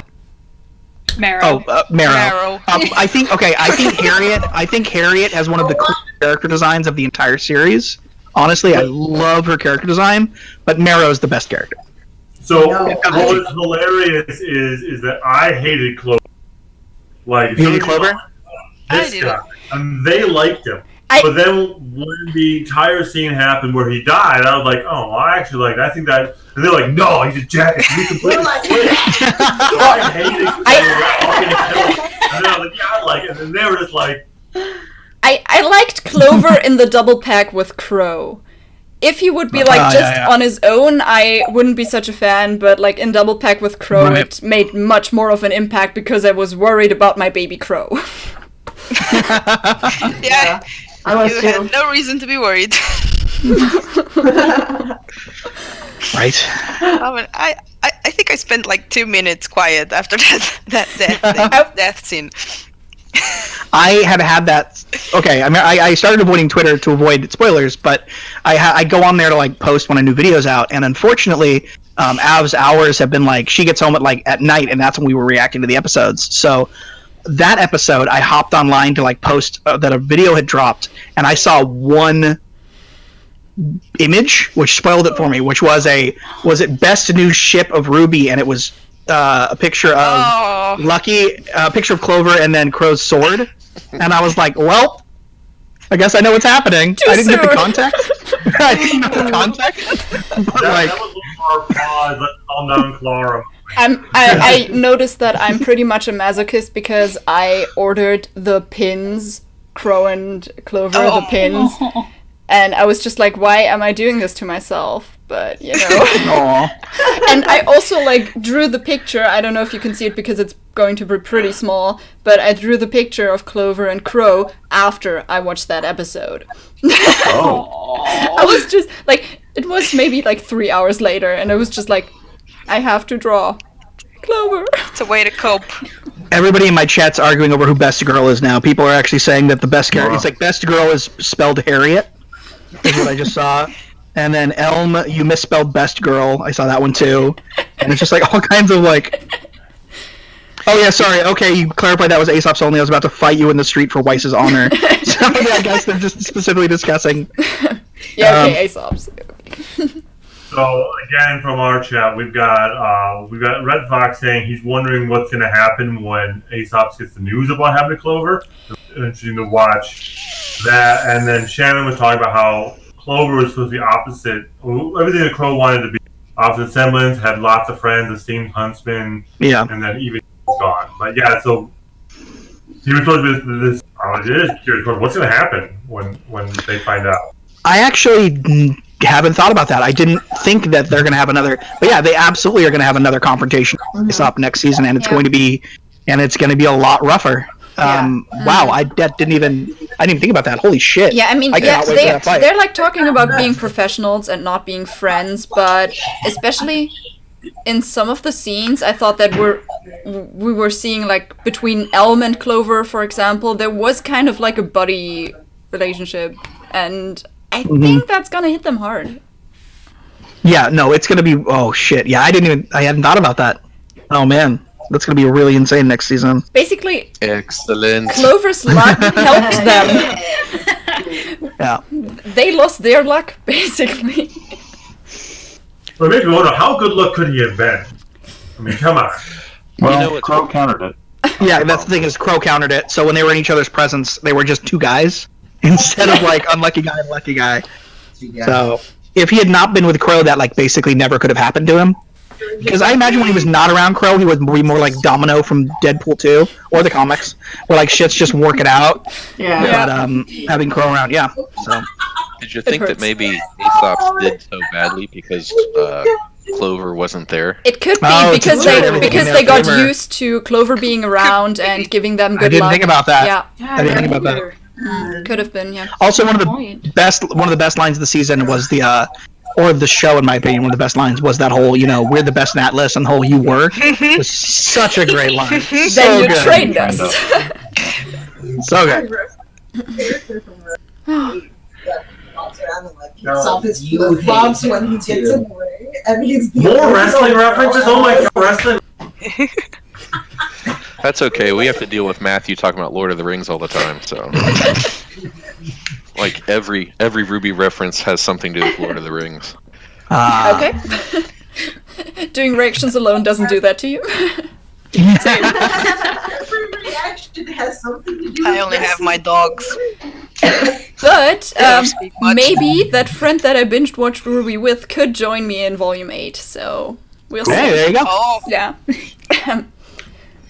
We had one other person join us for Game of Thrones, but he hasn't joined us for anything else. So,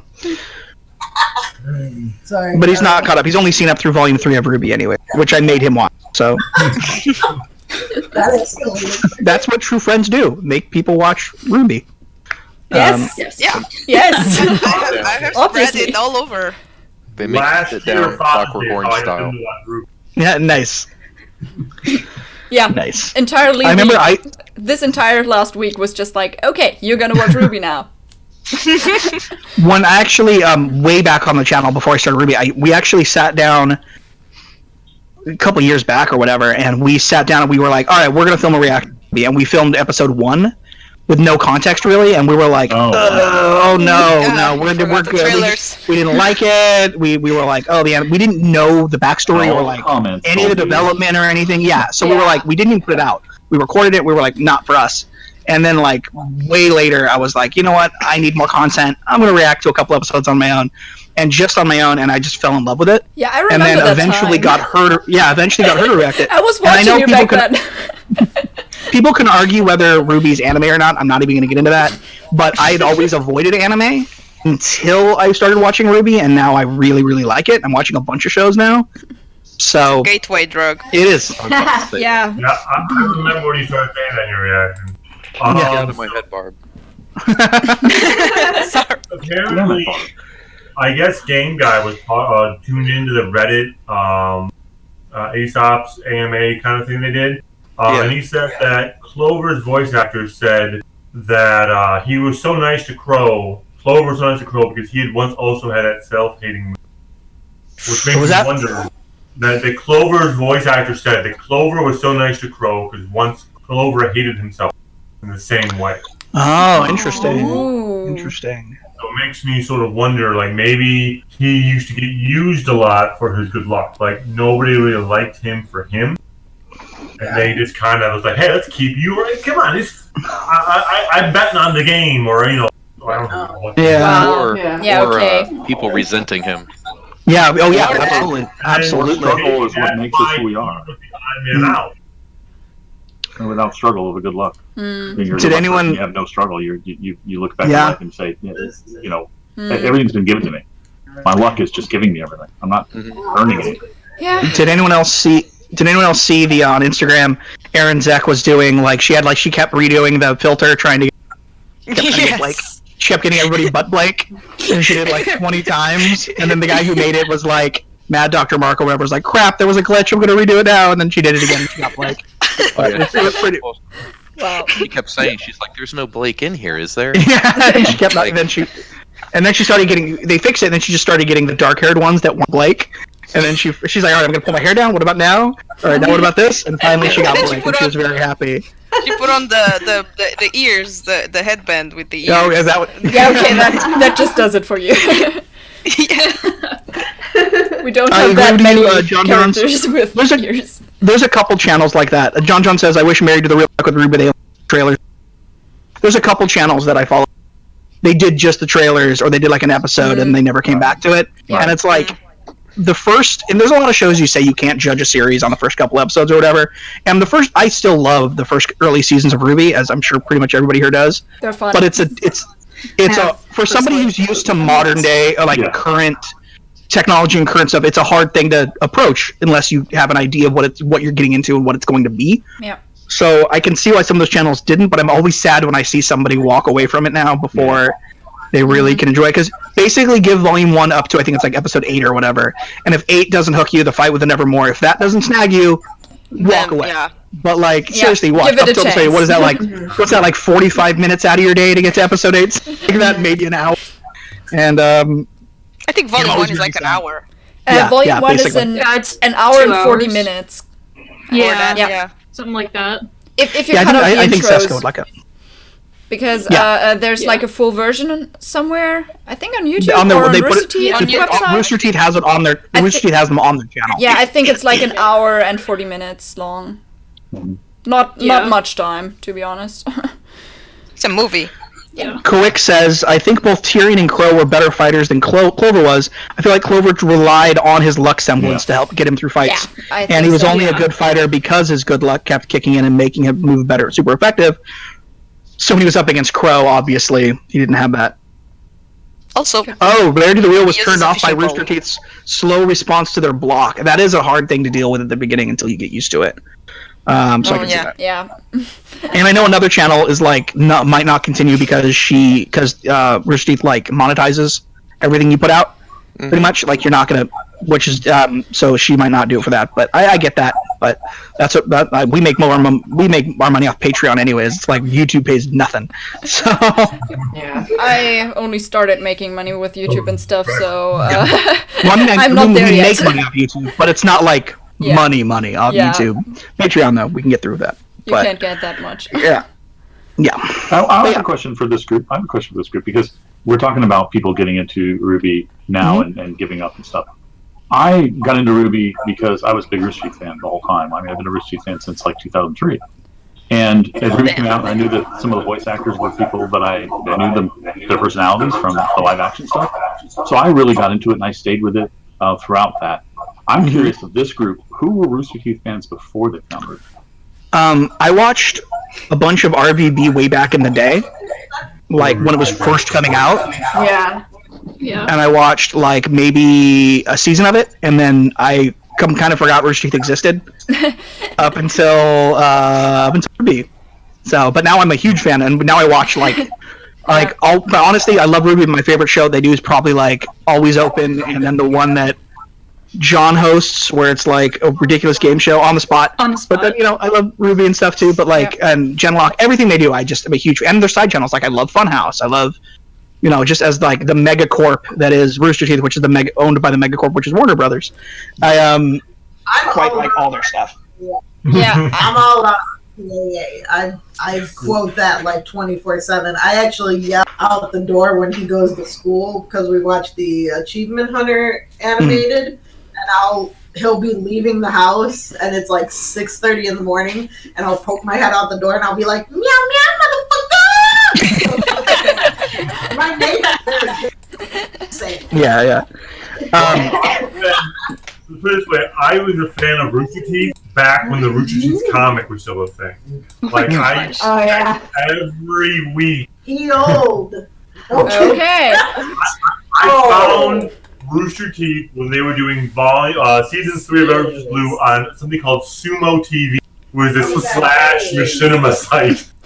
I'm sure I got so many viruses from it. Wow. But so that's how long I've been watching it.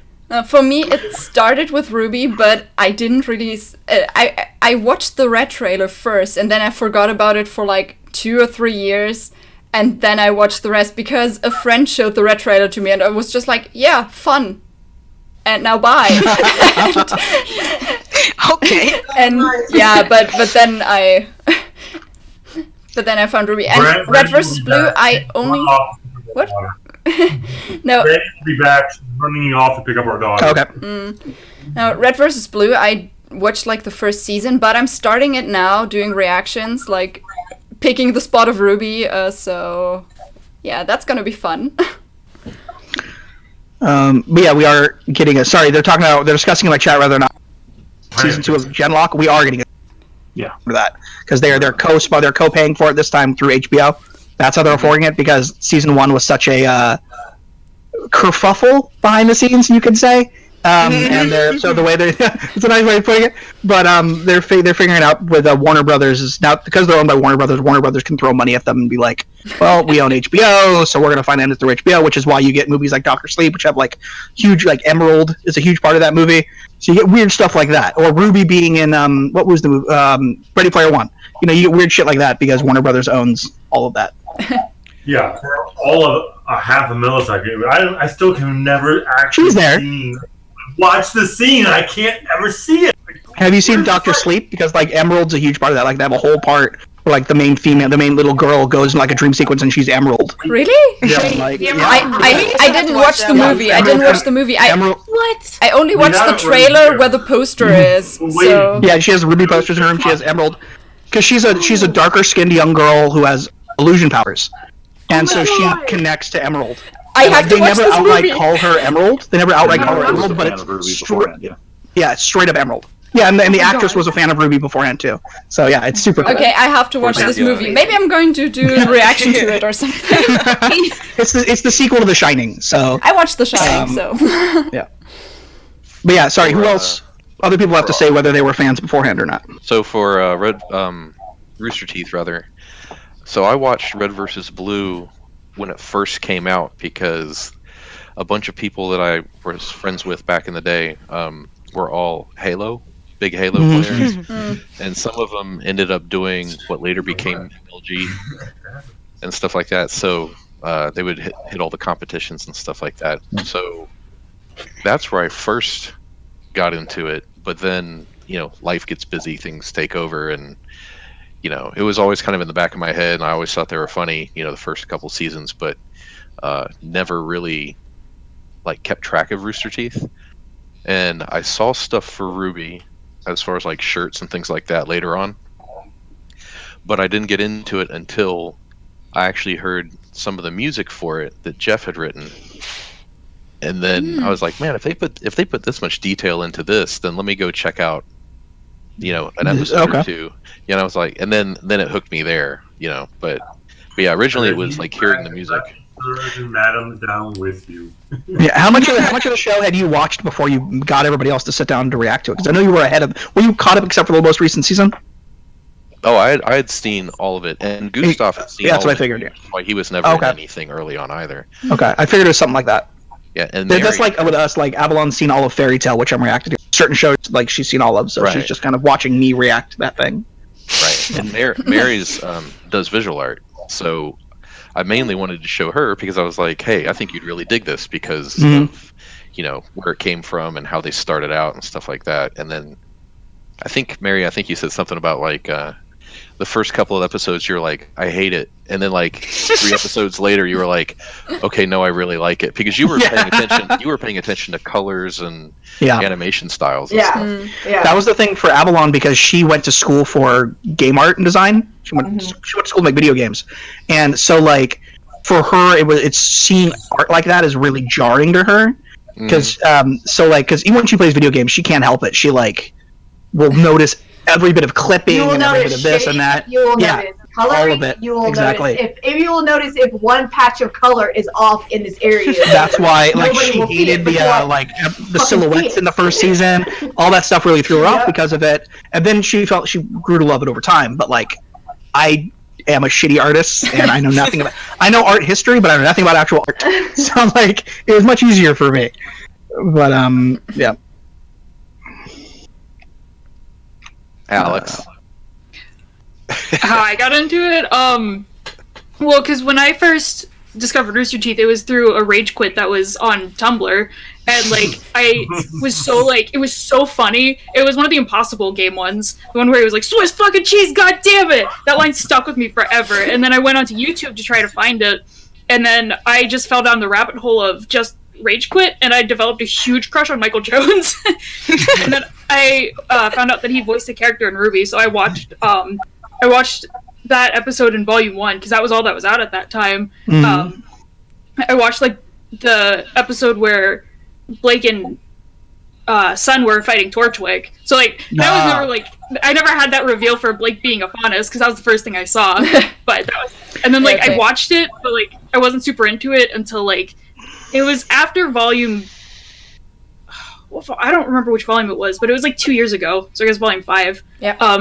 I was following a autism Tumblr blog, and I saw someone was like, "Oh my god, my newest special interest is RWBY," and I was like, "I watch RWBY," and then I started talking to her, and then I just fell down the rabbit hole of it being like my main special interest. So now I'm just like, it's my life. I love RWBY. It's great. Real quick, I wanna respond to somebody in my. That's somewhat connected. They mentioned there's another channel that had started reacting and then stopped, and that's the channel Struggle Nation. If you haven't watched Struggle Nation, their stuff is amazing. But yeah, M-Dog and they started it, and a Struggle Soldier, and they started reacting to it, and then like basically life got in the way, and I got him tickets to San Diego Comic-Con this last year, M-Dog, so he came down and we hung out, because we go to Comic-Con every year, and we get tickets, hotel room, all this stuff, but he came down and we hung out that weekend, and that's actually one of the questions I asked him, because I'm like, all right, why did you guys stop reacting to RWBY? He's like, God damn it, we get this question on every video. And he was explaining that just like life got in the way, and then it just kept tumbling. Like it's not that they didn't like it, because they really did. But then it's just one of those things where you're like, oh cool, no, this isn't the way I'll react to it like next week. And then like another thing happens, and another thing happens, and then suddenly it's been like 2 years, and you haven't put up a reaction to it. And it's something, but now that he lives on the West Coast, and the rest of them still live in like Philly, so it makes it even harder. So that's why if people are watching who are seeing this, why they haven't, because I specifically asked him, like, hey, now that I've got you here, where are your RWBY reactions? So that's why. And he's a super cool dude in person too, so people should watch the channel if they don't. I remember those too, because like I watched through a bunch of those. They're so great. But yeah, it's always weird to me, like when I'm looking through old reactions and I'll like follow a channel. This is completely separate, sorry. And I'll follow a channel. I'm like, oh, watch all the reactions. What happened to them? And like, my imagination will wander. And there's all these like ghost channels out there. And it's just, sorry, that's completely separate. But it's like so weird to me. Who else hasn't answered yet? Captain? I don't think you said when you. I haven't said anything. No, I wasn't a fan of Rooster Teeth. Before RWBY, I think the only thing I watched from them was that Sims short they had. I don't remember the name. Strangerhood. I think that was it. That was the only thing I had watched before RWBY, and then someone in college introduced me to the red and the white trailers, and I was super hooked up. And then I had to wait like a couple months for the black trailer, and then when the yellow trailer came out, I was all in. And I watched Volume 1 and 2 live. Should have started reactions back then. And then when 3 started with the whole Monty thing, I took a hiatus that was supposed to last a couple months, but then it turned into 3 years, and I went back to it last year, last February, I think. So, yeah, a year ago. Cool. Yeah, it was something similar because I watched the 2 volumes, and then life happened, and one day I was like, "Hey," I went back in Volume 5, and I was like, "Oh," and I had to go back and went, "Oh no, Pierre dies!" And what? All reactions. I wish when then to RWBY we had a reaction channel, because then you could have watched them react, and then. It would be like, that's the sort of Atlanta Bridge reactions that if anyone watches on our channel, where it's just pretty much I just stare at them the entire time. Like, that's like I love reaction channels because Avalon, she can assure every time we react to a new episode for something, we're like, all right, new, My Hero's done or new Agents of S.H.I.E.L.D. or whatever. I'm immediately like, all right, it's okay. Who else reacts to it? I gotta watch it right now, and I'll just go through and I'll watch everybody's reaction to it that I can find for any. Morning. Yeah, for any show that we're reacting to. I love this genre. I wish I had found it sooner, because I would have been hooked up on these videos like 5 years ago or more.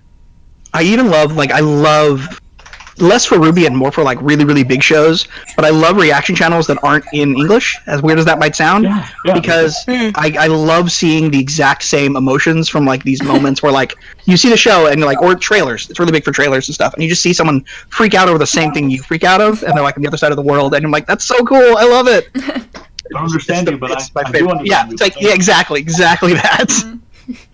The emotion is still there. Yeah, exactly.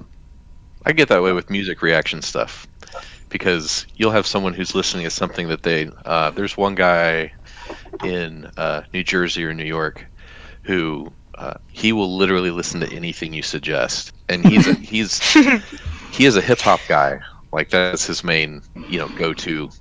And so people are like, you should listen to this heavy metal thing or that heavy metal thing, and he's like, okay. And then people started suggesting things like, you should listen to like Holst the Planets. Wow. Like these symphonic works, and he's like, when we started collecting records, that was the first record Avalon. Good choice. Holst the Planets. Yeah, that was the first record she bought. Sorry, I thought that was music. I've been able to actually play that twice, and it's so much fun. Yeah, like I was I'm picking up like the Donna and like early Michael Jackson planets. Damn. Yeah. Yeah, the planets are Alex Abraham, the guy who does the scores for RWBY. Those are some of his favorite works. He has like a playlist of like the works that he is inspired by a lot, and I'm pretty sure all of them are on that playlist. Yes. Very cool. Nice. Crickets. Does anyone have a like not necessarily best girl, but does anyone have like a character they feel has like developed the most, or they find the most interesting over the course of the over the course of the series? Mine's Weiss. Period. Weiss. I like she's my favorite character. But Nora has been my favorite character ever since episode 8. That moment she launched off a Pierre's shield into the air and just kind of giggles to herself. I was like, I like her. For me, it was actually like I thought Weiss was kind of like I thought she was kind of meh, and then I did my first soundtrack reaction, and I got to her song, and I was just like, nope, she's my favorite character, and like instantly I fell in love with the character, and she's been my favorite since. I'm so always it's the one that like the fluctuating. loneliest girl or whatever. I'm like, best character. What was that? I'm fluctuating. Sometimes it's Weiss, sometimes it's like Nora, sometimes Yang, sometimes Neo. Those 4 girls are pretty much the ones I'm always like. Oh, dude, interesting answer. He says Jean. A lot of people kind of shit on Jean. I think, especially nowadays. Johnny's Avalon calls him No. future husband. You also say what's he also calls John from Rooster Teeth's also future husband. As is a lot of the. And I have to keep reminding her that she has a current husband. But, she doesn't care. The two answers to that question, though, right? Your favorite characters, for me, it's Nora the whole time. But Right. but I like the Jean answer for a character that has grown the most or become Right. the more interesting. I was thinking of another character, but yeah, Jean, I'll latch onto that one for that answer. Cool. I really loved watching Oscar develop a lot and Yes. mature up. I noticed him like very heavily at the end of the last episode. I was like, he's like so grown up now. What happened to the baby little farm boy? He's like an adult now, even though he's 14. Game guy in my chat says Ironwood, protagonist to antagonist takes a lot of development. Yeah, I can see that. Yeah, I mean, What about the rest of you? The chat. Favorite? Any of you have a favorite that we have not mentioned? Okay. He's had it all. I Oh, no? always tease everyone. Shopkeep. Shopkeep. Shopkeep best. Yeah. I think my favorite fluctuate between Yang and Wise. Both All great the characters. time. I can all the time. I can understand. I Since the default beginning. to Velvet just because Yeah, obviously. every time someone mentions something in a chat, they're like so and so's best girl, and I'm like, you misspelled Velvet. I basically just like to like poke people, but yeah, I think It's as the far as, accent, like, right? yeah. As far as the development, it's I would say Weiss and Jean as far as development easily Yeah. between the two of them. I like development too. Someone brings up if everyone hasn't answered yet. Somebody brought up the question: what's everyone's favorite volume? Interesting. 6. Yeah, I'd say Six? 6 too. Yeah, I'm stuck 5. between 6 and 3, honestly. Last year, Oh, man. when I reacted to Volume 6, in the end, I said, okay, this is taking the cake. This is my favorite volume now, and I think I'm gonna stick with that. I'm 5. Hey, thank you for the Three's donation, also up G-Man. there. I'll look into that one. I'll check out that trailer when I have a chance. Thank you. I'm going Volume 6. She like I'm the trying to- apathy. Ooh. I like Volume 1. Laura likes Volume 1. Yeah. It's a good one. It's a good volume. It's fun. I have it memorized. I think as amazing as I think 7 is, and 7's very high up there for me. I think I have to put 3 as my number 1, mainly because it was such a shift, and it's really hard to pull off a tonal shift like that and do it right. And I think they accomplished that because it was a gradual shift in tone from the beginning of the season to the end. And just the slow building dread and the slow building paranoia, and then the last 2 episodes, everything goes wrong. And I haven't really seen that even in like, I don't want to say professionally made shows because that sounds shitty, but I mean like big budget, shows and stuff like that. Because at the time RWBY was not, and they don't even manage to get that right. And so I think 3 is my number 1, but as I said, 7 has my favorite fight in it. But that doesn't make it my favorite season. It just makes it my favorite fight. So I think 3 for me. An answer to 2 because of his wife. Which is also Max's favorite volume. Zwei is amazing. Zwei. I have a Zwei keychain. Oh, Jealous. We have a bunch of RWBY merch back there that people sent us for our unboxings. Cool. Game Guy says to mention this for him. He says, Ironwood is my favorite character and Oscar is my second favorite, so the finale hit him really hard. Yeah, I can see that. Ouch. Oscar has had some amazing development that was mentioned earlier already. Agree with that. He's a fantastic. And I also, as weird as the scene was, I found the awkwardness between him and RWBY. I found it really charming. And I really liked it. That was so cute. adorable. It was so cute. I quite liked it. I saw some people expressing distaste in it, but whatever. I thought it was cute. I like cute things. It was weird. It was but awkward it and was cute. Adorable. Yeah. They were 2 kids Because because I they're have both to- kids, and they were Yeah. still. Because I that? have to see it all the time too. Aw. As somebody who deals with it regularly, Bruce, was it accurate? Yes. Because you see that stuff happen, and you're in the hallway, and you just kind of roll your eyes and walk the other way. You're like, oh god. So you were Mero in that scene. Got it. Yeah. Exactly. Yeah, basically, when I'm teaching high school, I'm Mero. I've been those kids. Didn't hit you as hard. Oh man, didn't hit you as hard as that hip fire shot from Rude. All right, sorry. It was. I hope they keep the shipping down a little bit on RWBY though. I really like RWBY being focused on the mission. Like, I think romance can be tied in perfectly and still be based on missions. RWBY's novel of life. Come on. I don't have an issue with there being romance in the show. No, I don't have an issue. I just with RWBY, her character. Oh no, RWBY. Yeah, RWBY. For her. Yeah, I don't see. Yeah.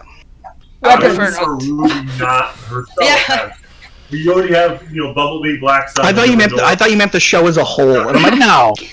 I don't know. Her character, I liked sort of the idea of her focusing on the mission, just because she's just sort of upbeat, wants to be the hero. So right. That's her romanticized vision. So maybe not have any ships confirmed with her. I mean, I won't. I might be disappointed. I like the idea of her having like awkward flirting with Oscar, but not like it probably progressing too much past that. But them having like awkward interactions because they both are young and might have crushes on each other is perfect. Don't need more than that for them. Teenage crushes. That's all. Teenage crushes is adorable. I'm all for it. Yeah. I'm just kidding. See too much of it. It's just.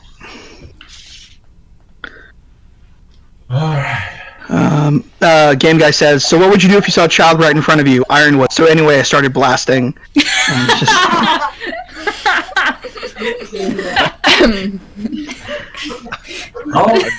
mentioned that the other day.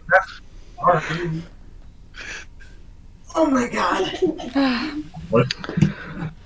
Also, hello everybody in my chat. Got a bunch of people in there. Wanted to say hi. Haven't had a chance to. Hello for all you people who stuff.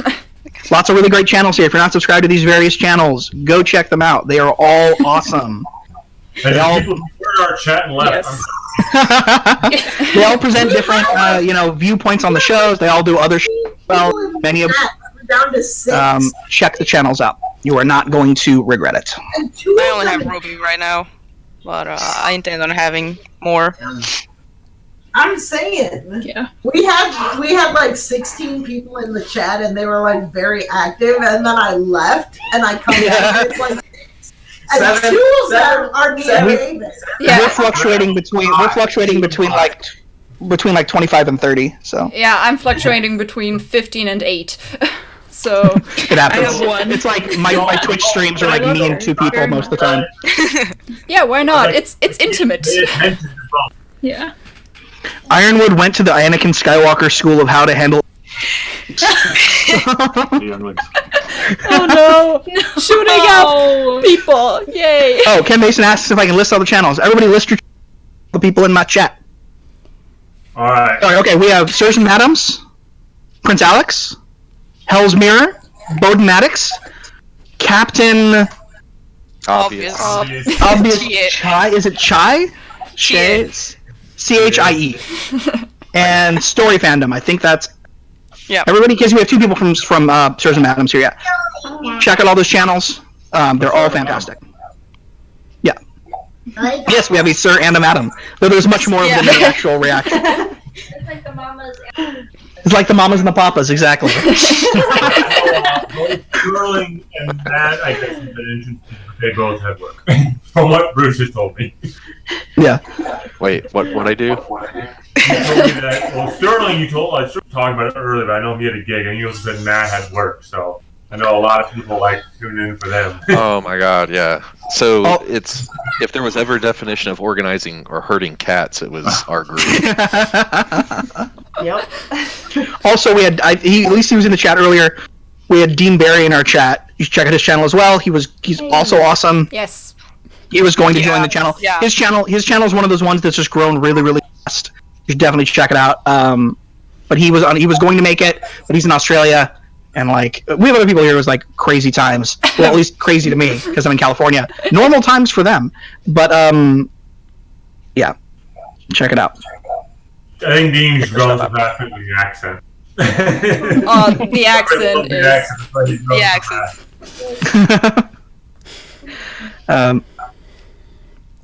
Hello, everyone. But yeah, it's just great. I'm trying to think of other questions we can surface.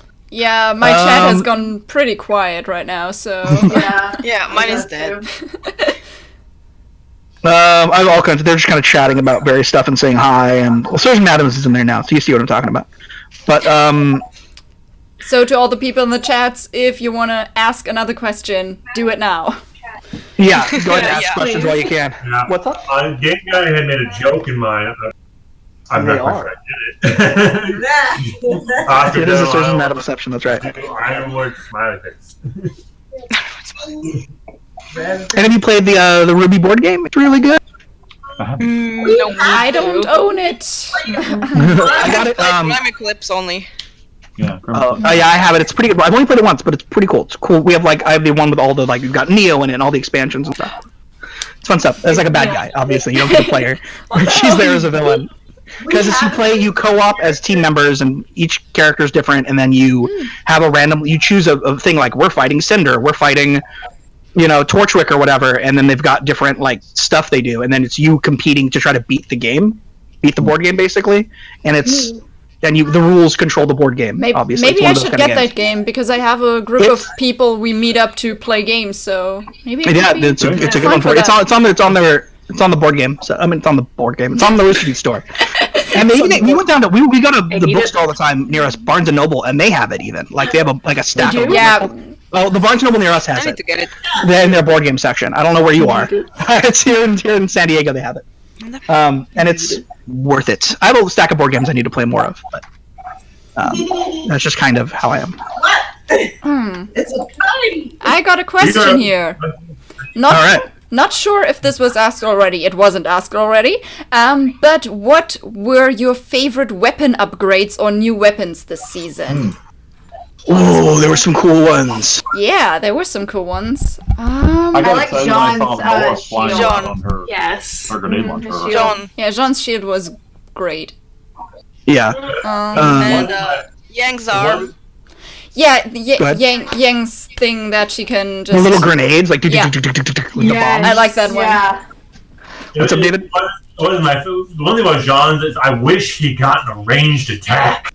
He's still just stuck with a shield and a sword. Everything's a gun, just not just Sword arranged. I mean, it launches a bit. Yeah, I think like middle Nora's is really cool. I especially like how she hits the button and the one fight and they switch directions. Mm-hmm. It spun around for her was super cool. What were Ruby's weapon changes? Also, Nora's, it was also switching directions. Okay, cool. Or was that her thing that did it in Mount North? Okay, but that one was both. Okay. Yang's, I think, is what did Weiss's do? Nothing. Weiss's didn't. I don't think. Not using guns. Okay. Weiss is already OP. She has some. Yeah, Weiss is fine. Well, as we saw in that fight with her, she's fine. She learned to distract. She learned to distract her enemy first and then summon, and not make the same mistake as she did with Vernal. Instead of weapon upgrades, she just got burn alone. Instead of weapon upgrades, she just got more belts. So I like her belt. You can never. I'm not making fun of it. You can never have enough belts. I like all the costume hair was a upgrades. weapon upgrade. That's right. Yeah. I live on TV tropes, so I was reading on there. I guess around the time. Yeah. They around the time of the mind fight that versus the Centipede, the Sentinel, she looked like she had gotten the ability to almost shoot those regular bullets out of her revolver, maybe small dust. But she gained a new ranged attack. It didn't require use glitch.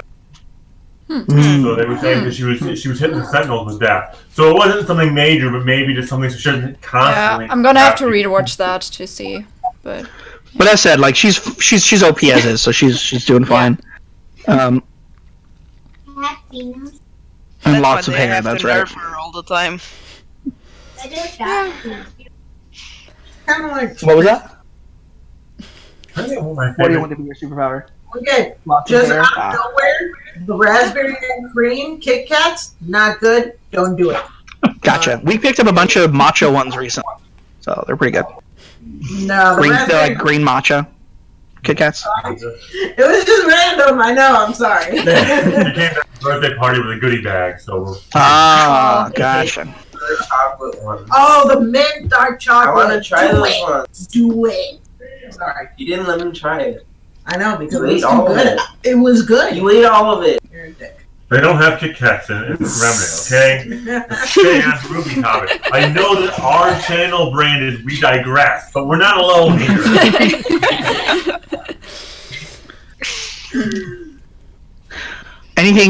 Anyone in particular next volume? Like, is there an interaction you want really bad? Is there a fight you want really bad? Yep. A moment for somebody? Like I said, Willow and Whitley talk. I kind of need that Schnee family thing please, to be resolved because that felt so open. Yeah, we need that. Where do you move him so you don't? I want Winter to, turn around.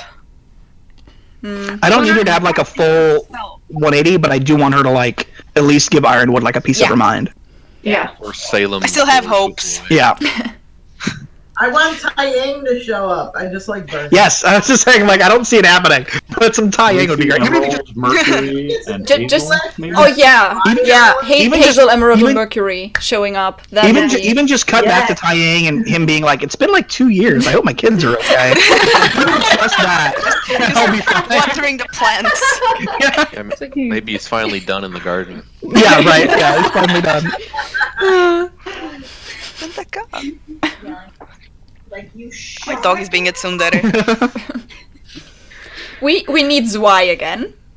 Very important. Need more dogs. Yeah. Someone says they're disappointed by the lack of rocket punch upgrade for Yang's arm. I could see that, like launching it like a rocket. Rocket punch. But then she loses her weapon. Have it home back to her. Yeah, that's true. I would try She to has to do the Maria thing, like Maria with her 2 scythes, just like rocket launch the arm and just get it back again. So, Game Guy is saying compare Ironwood to Anakin, and that's what the Jedi children said to him before he killed. That's why Taiyang saving Crow. I don't know. Hey, Geek Goddess, hello. But yeah, there's a lot of stuff that I want next volume. So we're not gonna get it all. Yeah, but there's gonna be a lot of stuff. Yeah. What are you doing? Right? I want Willow to throw a Molotov cocktail. Yes. Throwing a vodka at Jack. So we have Chocolate Rob saying, how long until they get the idea to fly into Monstro and let Penny and Ruby go ham on the inside of it with John Booth? Nice. Penny's going to go into that thing, right? Because it's the whale. She's Pinocchio. Yeah, that's the exact thing. Is that's totally Monstro from Pinocchio. Yeah, totally. In our reaction, she says that she can't wait for her to go Silver Eyes on his birthday. One thing I'm worried about is flying monkeys and Crow. Yes. Because Scarecrow and flying monkeys. Yeah, we still have to. That doesn't turn out well in Wizard of Oz. So worried there. Yeah. I'm excited for that. Excited, but worried. General Biscuit says they're hoping for Zwei versus. So You also mentioned them getting a Jean Booth. And that always brings me the question I always wondered. Really want Kai. Do you guys think that the Silver Eyes can be boosted by Jean Semblin? Like, Ooh. That's I don't think it's Aura. Is it? Yeah, is it connected with Aura? I don't know. I don't know if it's Aura connected. I think it's magic. I don't think it's Aura. Yeah. Yeah, I think it's magic. I don't. Okay, Avalon just said what she wants, and let me explain everything she just said. She wants Taiyang to encounter Tai Xiaolong. Sorry, his name is Taiyang. His name is Taiyang. It's one name. Taiyang Xiaolong is his full name. But she wants him to encounter. What'd you call them? Team Surfer Boys was Sun's team. Okay, Team Surfer Boys, and like take them under his wing and like do training, and then like show up with them. So. Which I'd be cool for, but like... Just let them wreck everything. Yeah. The question, does Penny really classify as a woman because the powers only go to women? Her orders from a guy who said she's a robot. They've specifically stated that she has an order, therefore she kind of has a soul, which is how they define it in RWBY. Even though it was lent to her, it was given to her. It's no longer part of him. Right. So you can argue well, you can't really argue physics about it because it's fucking magic. Yeah. But basically, he basically gave life to her and made her. She is a person. She's made of mechanics, but she is, by definition of what she has drive, she has emotion, she has personality, she has regrets, she has wants. She's a person. Yeah, She has aura. I mean, then you could also argue, like, could a transgender girl get the power or not? Yeah, I mean, you what come down to, is the what point? counts? Like, what counts? How far does it go? I think it's So I think at this point it's clear that she counts as a. I think it's the soul. Yeah, that's what it is. I mean, they proved it. They proved it with Penny, or both the fact that she's not a real girl. In fact, she is a real girl. She has a soul. I mean, the maiden powers. Yeah. Well, Prove it. She may not have the She's not a squishy human, but she's a girl. parts, but Freya is basically the blue fairy. Exactly. yeah. Oh yeah. Vengeance Cookie just said Zwei versus Cinder would be too one-sided. I mean, it's Zwei. Cinder's only a maiden. She clearly need help. Yeah. Get Oobleck there. Yeah. And then the Zwei cannon. Yeah. Just wait for Shopkeep to show up and wreck it. Yeah. Oh, Jesus. Yeah, Quick says Shopkeep beat Salem single-handedly with the power of capitalism. Yeah. He's got a monopoly. Like, he's been shown to own pretty much business. Yeah, it unites the world. It unites the world, right? Yeah. True. He's like Cabbage Corp. Here, get that out of the way. It's money. Capitalism saves the day. Oh yeah, he's like the Nurse Joy of RWBY, is what Avalon is. Like. They're all clones. Yeah, they're all clones. It's like Patton Oswalt's character from Agents of S.H.I.E.L.D. They're just like, That's true. I agree, Terry. It's up there definitely for me. Terry says from writing through the best volume. I think it was definitely up there. But yeah, Shopkeep is capitalism done right, Andy Ross says. Which is hard to do. So good for him. That's what we say.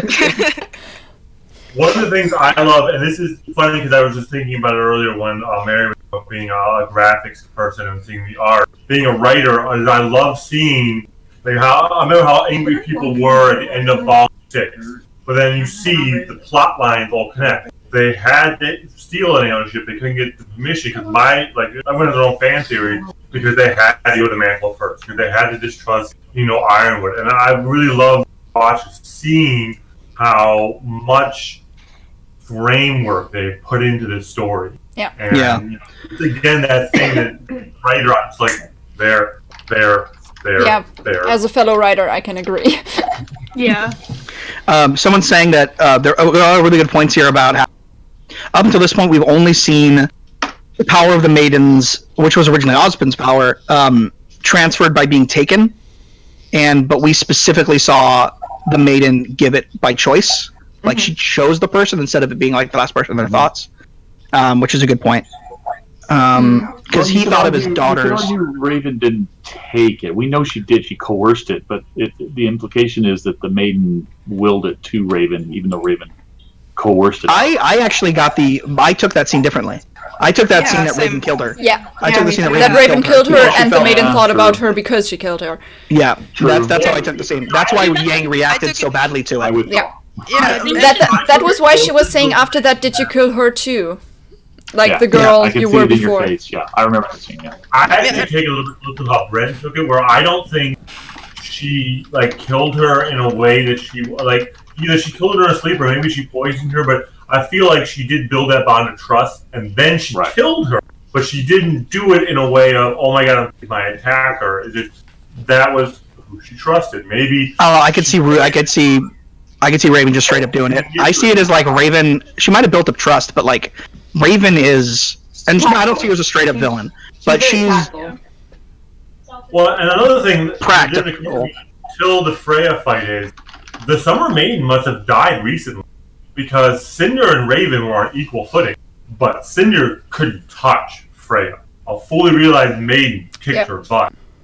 So then this summer, the Spring Maiden must have died relatively recently. You mean the Spring Maiden, right? Because you're talking about Raven being on equal Yeah, terms. well, we She was a don't Spring know. Maiden. We don't know how long Freya actually had the power. She could have had it for decades, and Yeah. the Spring Yeah. Maiden ran away like a decade ago. Well, So They were saying that she was a fully realized maiden. So she's a maiden who's a raven. Fully realized maiden. So she is, Freya at least was a maiden who'd fully come into her power. We know that. Yeah. But So, fully realized raven, that's It couldn't different. have been too soon. Sorry. It couldn't have been too soon for Raven because Raven is like 40 something, and there's like Yeah. that experience. age. Mm. No, Young but then girl there's preferred, there's the maximum age for maidens. I don't think there's a hard to rule to for that. start. I Not think hard, it's just a but, young, you know, it's just a young girl. 30. Yeah, I don't think it's straight up like 30 Genlock, where it's something. like you age out of it. But yeah, well, I think it's because I think it's more just like they would prefer a maiden to be in their prime Right. when they take it, unless like But I don't know. They haven't told us, so all we can do is give conjecture, Yeah. which is Yes. fine. But I'm just saying, like it's all purely conjecture. Yeah, someone's saying that John Johnson Raven had the power for less than 10 years, probably. Yeah. I could see that. It's like Yeah, 30 something. She's probably 40 something. I don't think she's It way was at above least recent enough. It was at least recent enough that other people weren't aware she was the maiden. Even people who like they knew the previous maiden, but she was young when she ran off. They said that maiden was a girl basically when she ran off. and they, Didn't she- I know Raven tried for years to try and toughen her, Yeah. never learned. So I mean, I don't think it was like 20. I don't think it would have been as soon as like when the girl started in Volume 1 at Beacon. But I don't feel like it was also that. Definitely, because they were on equal footing. I mean, that was also a great fight. But like Freya would have destroyed them both. Yes. Yeah. Okay. It was just so cool just seeing the amount of cold that was, like seeing like the cold like burn away Winter's like glove. It was like such a cool little detail. Yeah. But yeah. Do we think the gods will be summoned at the end of the show? That's what Could Salem be, hopes. yeah. Yeah, that's what I think Salem so. wants. Probably. That's Salem's whole plan is because she wants everything to She wants end. to be So destroyed. She wants to die. Yeah, she wants She to. wants to That's the die. whole thing. Yeah. So she wants to get the items together, the relics, so that the gods can be summoned, find this world not to be worthy, and Destroy it. wipe it out. Yeah, And- that's what she wants. Yeah. I want more Team Strike. I agree. I want all the Team Strike. Give me Team Strike stuff. Or Stroke, however you pronounce it. STRQ. I want it. Stark. Was it Thank you. Stark. STRQ. I was Whatever. confused. Team Stark. I've never really heard it pronounced. So Stark. I want Team Stark stuff. Yeah. Yes. I want Give Team it Stark. me. Yeah. Ty and Raven showing up again is And Summer. We need to see Summer's weapon, and we need to see Ty's weapon. We need to see Ty's semblance. Yeah, Everything. because Ruby took her scythe idea from Crow, not her mom. yes. So we don't. Yeah. So we don't know Yeah. what Summer actually fought It'd be with. so funny if she was because we know Ruby got Rian got her fighting from her father, but it'd be so funny if Dainty Summer was a brawler too. Just like you've never expected, but she would just beat the shit out of you in a fight. I'm partial to the idea of her having an axe or a staff. Something like that. Yeah. Yeah. Harley Got her Quinn. Professor Port, huh? Yeah. The big mallet hammer. She ended up not Yeah. liking the hammer. It would be interesting to have her have like a very heavy big weapon Yeah, and just like this, something that this you wouldn't little see this coming. little woman just like But that's Ruby, right? Sorta- Ruby's the sorta little like girl. Yeah, that's basically Or Ruby's like- thing. Yeah. yeah. Still. Well, I mean, a lot of people do that. Like Coco has got the Coco has the minigun. You know what I mean? Like that's just kind of like that's very standard for kind of Ruby. Yeah, she has like the makeup box or whatever, her purse or whatever that turns into the minigun, which Yeah, is just tote like hell bag. yeah. Yeah. So Summers will just be like she'll have like a compact view of unfold ship. Lord Darth Yoda says, we don't truly know Salem's end goals, it's only guess point. I think, okay, that's technically true, but I think it's, unless there's like a really crazy weird twist later on, Yeah. I think it's fairly It clear what seems goals are. pretty obvious at this point. But who knows? You never know. Like, we have Yeah. volume possible twists down the road that they can build up and then unveil. Like, we don't know. Yeah, but okay, sure. I think it'd be a bit At least at this point. It's a with valid, what we have so far, like, I think it'd be weird for it not to be it's a Urkel. valid psychological reason for a person who lived that long and had to endure so much that Salem did. Yeah, I would be surprised if it was something else, but I mean, it could still happen. Someone says she wants the relic, so she wants another crack at the. At the killing the guy? Good luck. Yeah, I don't think it would work. That wouldn't work. I think maiden powers burn. Quick says, I think the maiden powers burn out the woman who gets them, so Freya was an exception for getting to be older. The maiden power was probably a big cause for her being so frail and her mind lapsing. Okay. I like to think that she was like that in spite of the maiden powers. That was just like, she's beyond... The maiden powers are incredible, but she's still a person. Yeah. And she's a human who... I like that idea. Like, the maiden powers burning you out is neat, it doesn't but I like the define idea you. that... Yeah, it didn't make her immortal. She was still a person under all that. Right. And the person grew frail and senile. So one of the things that I liked from even early on was that I like how they put it in there was that she had dementia. Yeah. It wasn't just like, oh, she's sickly. It's like, well, we can't let her go anywhere, you know, or we have to keep watch on her, because if she wanders off or if she's not attended to, who knows what's going to happen. Who knows who she's going to think of. Yeah, it's like sorry for spoilers, but it's like Professor X and Logan. Like, you've got this ungodly power, but you're mentally deteriorated, and it's like, well, shit. We don't keep you on your meds, you're going to melt everybody's brains. I thought it was an interesting twist. I thought they did that really well with as far as character design. So we've got someone in our chat saying, I wonder if the staff can restore Maria's to you so we can have 2 silver items. Yeah, who knows what it can do? Yeah, we still have to learn. What it can actually do. Yeah. And I want to say earlier, I just realized that I misunderstood something said talking about the staff and it being time. I completely misunderstood, and I remembered that there was a whole theory at one point that Husband's cane was a relic, and I was like, no, wait, but we know it's not a relic. So my brain crossed the wires, and that's why I was confused. I was like, wait, are we talking about Husband's staff still? Okay, sorry. I was confused. That's okay. That's what Matthew did the entire reaction we had at the end of it. He kept saying staff when he was talking about Osmond's cane, and we're like, what are you talking about? Thank you for the donation, Geek Goddess. Okay, can someone do me a favor? Phone on me? Is anyone here who follows me on Twitter? Can someone check? Geek Goddess just messaged me on Twitter, and it's about... She tagged me in a tweet about RWBY, about the RWBY book. I think she's answering a question. Yeah, my phone is on the other side of the house right now, so... Plus, I don't have Twitter downloaded anymore. Let's see. I have not noticed that, Mia. Mia says, have you guys noticed the repetitive appearance of the 2 guys dressed in purple and yellow from episode 1? Sort of like the colors of the gods. Yeah. I know. I've never noticed that. They would appear at various points. I don't think I noticed it. No. Like, one of them was voting at one point. Okay. Right. Yeah, the drunk dudes.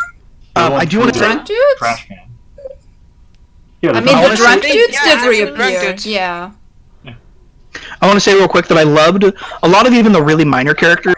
This, especially in Robin's gang, had amazing semblances. Oh, like yes. They were so cool. The part where they kidnapped the truck, that was wow. What was she doing? Was she dissolving that truck or capturing it, or we don't know? But it was cool. Maybe it was like a black hole or something. It looked like she stored it in her glove. I think she. It's Pocket Hand, I think is the name of the Yeah, she like. So she just. She Ant-Manned it. You know what I mean? Did you find it, Bruce? I did not. You did not? Okay. Just give me a minute. I'll be back in a minute. Okay. 1 second. Did you find love? Quick, while Barbara's gone, let's all leave. I like the profile picture. Yes. Oh, probably. I'm trying your Twitter, but I'm not seeing anyone who's tagged. Yeah, we aren't seeing the tweet, Geek Goddess. I'm not either. Okay. I mean, I'm not on Twitter. So Chocolate Rob is saying in our chat that maybe Salem thinks she's not strong to take the gods on because she's fused with the Grimpools for so long. And he also says, how about putting Emily Tower on top of Ash and raise them both at once, best of both worlds? parentheses, if you're not Mantle. Yeah. I can't see how anybody would, Planet again. I can't see how anybody would think that she'd want to take on the gods because all the powers that she has come from the gods. I mean, Yeah. Absolutely. I don't think that's her goal. I think her goal is 100% she wants to die. Yeah. Yeah, I mean, agree. like, she was around the whole time between the whole of humanity dying and Ospen reincarnating the first time. Re-evolution of humans, Who knows how long that took? Who knows how long she actually had to be there alone? Millions and millions. It estimates basically for like the entire, like, pretty much. Like, she's been here, she's probably millions of years old at this point, or the equivalent. Yeah. She's damn old. So yeah, and if she just wanted to fight the gods, then why would she be wanting to divide everyone too? Like that's she want them under her to fight the gods. Yeah. Well, I think she's dividing everyone because pretty much that was the only way she could break through Ozpin's maneuvers and get the relic. She's dividing everyone because if she doesn't, there's the humanity is too powerful for her to steal the relic. So it also ensures they'll fail the test, which is a big deal. She's trying to kill herself. There's that too. She needs the world to fail the test. Yeah. I don't remember. Yeah, and seeing everybody fight each other is. Go ahead, Bruce. Sorry. I don't remember who this was, but someone had brought up that they were thinking that she wanted to get the relics so that she could be godlike herself. So she could utilize the 4 relics to then. Oh. But I mean, she does know that the gods are summoned when they are put together. So. Well, that doesn't mean you have to put them together. That just means you can utilize them separately and have total control over everything. Remake everything the way you want it. At Film Geek Goddess. Check that Twitter. And thank you again for the donation, Geek Goddess. At Film Geek Goddess. And that should have the tweet. I think Salem made the faunus. Interesting. Yeah, we still don't know how the faunus actually, like, came to be. Yeah. They were just there. Yeah.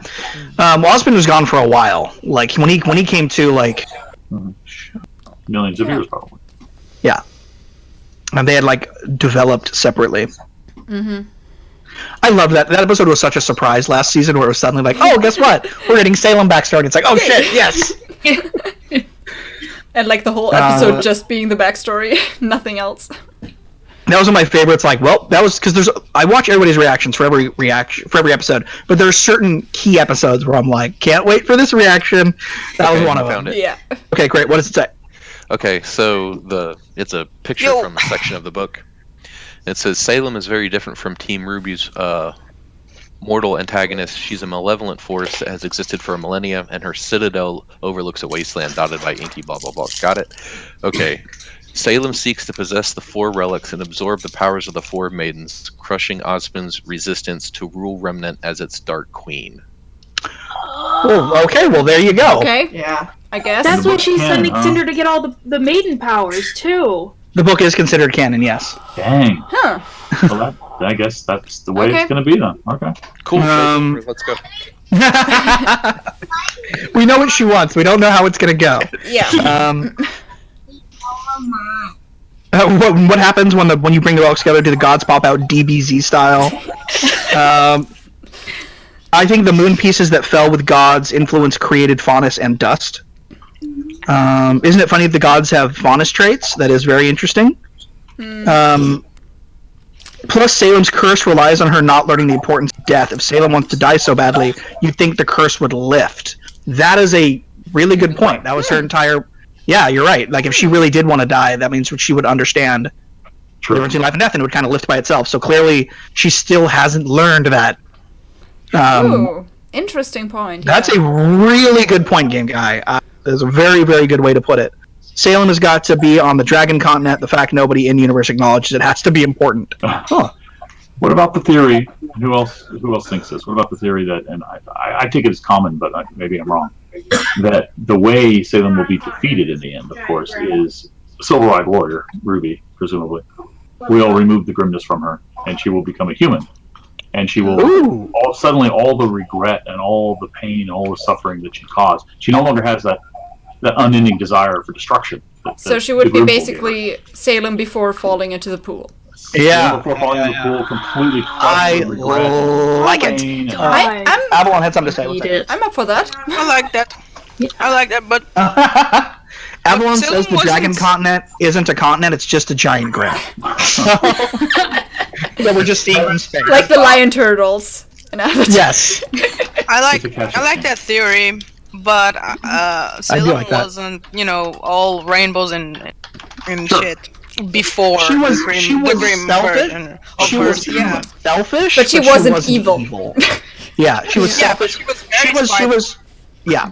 Yes. Very true. I read a theory somewhere that dust, like the idea that like dust came from like the remnants of the no pun intended, the remnants of like the moon? humans that lived before that had magic. Right. Like, Yeah. they I'm died. down and for that one. It's like I'm down for that fossilized. one. Yeah. I'm pretty sure they named the remnants for exactly Yeah. exactly the pun they were going. We did see them turn into, particles of dust. So Yeah. maybe it's settled. I thought Maybe. that was already in canon, but yeah. that's Yeah. cool. I think they might have said something similar in one of the those little videos they do that they used to World do. of Remnants. The World of Remnant videos. Yeah. They wouldn't have in the World of Remnant on Dust. That was one of the first ones, if not the first one. They wouldn't Yeah, have yeah, talked about. They wouldn't have talked about the death of humanity at that point. That Oh, would yeah. have been a No, That's no, fair. Yeah. That's fair. Yeah. Does anyone have a favorite name for the giant grim? Because I've seen a couple float around my chat already. I like Monstro. I mean, I know it's straight from Pinocchio, but it really does it right. Because remember, what was the name of the really big one in Volume 3 that everyone loved? Wasn't it Kevin? It was Kevin. Yeah, Kevin was the Dat Yeah. Grim. So people are calling him Wally. The one I've that heard- gets the most is Richard. Richard or Dick are the ones I hear. I see. Yeah. Oh, I like that one. Moby Dick, Richard. Yeah, that one. Yeah. The Monster as well. I'm up for that. I wouldn't want I I think can it was never Xiaolong keep and up Cindy with that came up with that too, the Richard thing, or someone in like their. I'm deeply I mean, I still think- if we're already going with like completely normal names, then it's gonna be Richard. Avalon is very disappointed that her idea for the Dova Grim for the dragon, which is a Skyrim reference, hasn't stuck. But Aw. I still think that the best nickname I saw for any Grim was the Knuckle League's nickname of Wild Inflatable Wavy Arm Grim. Wild Inflatable. Oh, very nice. Yeah, we have those. Those are really good. Those manga are great. If people haven't read those, there's a really funny one where it's not. It's a really funny one where Ruby is trying to find somebody that she's like, I want to be like everyone else, so I'm going to try to find somebody to date. And she there's all these jokes about her trying to find somebody to date. And then in the end, she makes a joke to Weiss about maybe I'll just date you. And Weiss has this incredibly flustered reaction. And it's fucking amazing. Yeah, I've heard But that it's this little story in there, and I love it. I've heard that the mangas do a lot with White Rose. They do a lot. But it's pretty I great. need to read them. They're great. White Rose. Or when grabbed hers. It's all entirely White Rose. The whole thing. That's true, Chisiak. We do not know the gender of. We are kind of assuming, but Yeah. Monstro is gender neutral, so I guess any name is technically gender neutral, whatever. So it doesn't really matter. But no, Kevin was the old one. Kevin was the big dragon guy. Yeah. Billy. Billy. Billy. Go, Billy. Billy. What was the Godzilla one? Kenny? Oh wow, the Godzilla one. I forget. Lenny. I think we were just I calling think him it was I know Lenny. Lenny. Yeah, it was Lenny? Lenny. I Yeah. know the official name was the Leviathan. Yeah. Levi as well, right? Somebody called him Levi. Levi. Yeah, I mean because it makes was the sense. Leviathan, so still a Alright, bit I'm so weird sorry, because guys. I have yeah. to get out of here. I gotta dip. I'm so sorry, but Bruce is gonna still be here. I have to get out of here. Thank you. Great for having you here. Bye. Thank you. Everyone who has not checked out Sirs and Madams, and what's your other channel? Lucy What's your other and channel? Pete. Yeah, check that one out too. Bye. Bye. now it looks Now we can weird. talk about her. I just got a bunch of small ones, and then Al huge in Yeah, the middle for me mine. too. What? Is that Alex big for everyone in theirs? Avalon says as it should be. So Now we can So, talk about Mary behind your back. yeah, there we go. That's the entire point, right? So again, Taco Rob in my chat is saying he's sticking with the theory the moon was infused with, and that's where all the power came from when the Dark God broke. That's where the dust came from. A Greek goddess just donated again, and she said, "Hi, Hal. Hi, Alec." Backs into the shadows. So Greek Goddess was just Geek Goddess. I said Greek Goddess. Geek Goddess was just saying hello. Why not?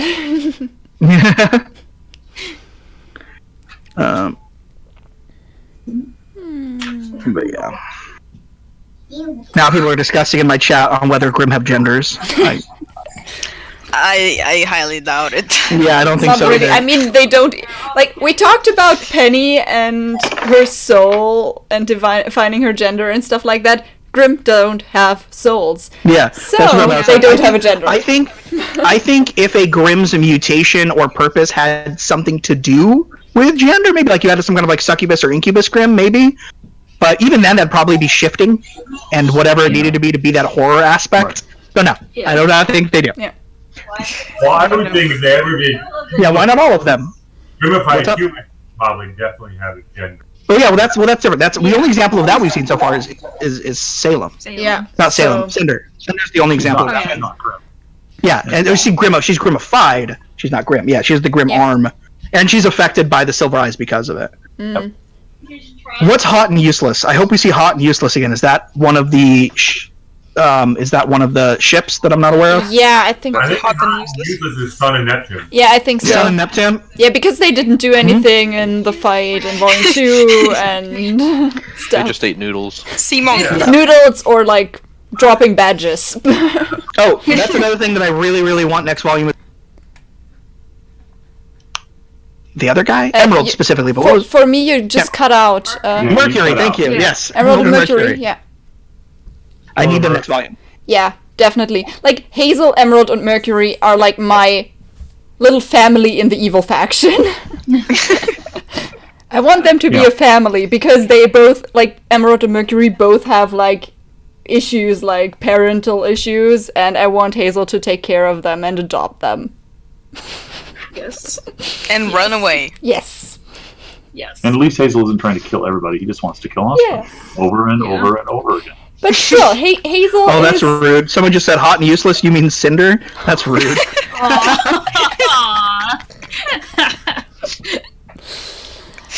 Well, she's not be able to do anything on her own. Geek Goddess says, once again, thank you so much for the donation again, Geek Goddess. She says, I stay on the down low. My few reactions stick to theory.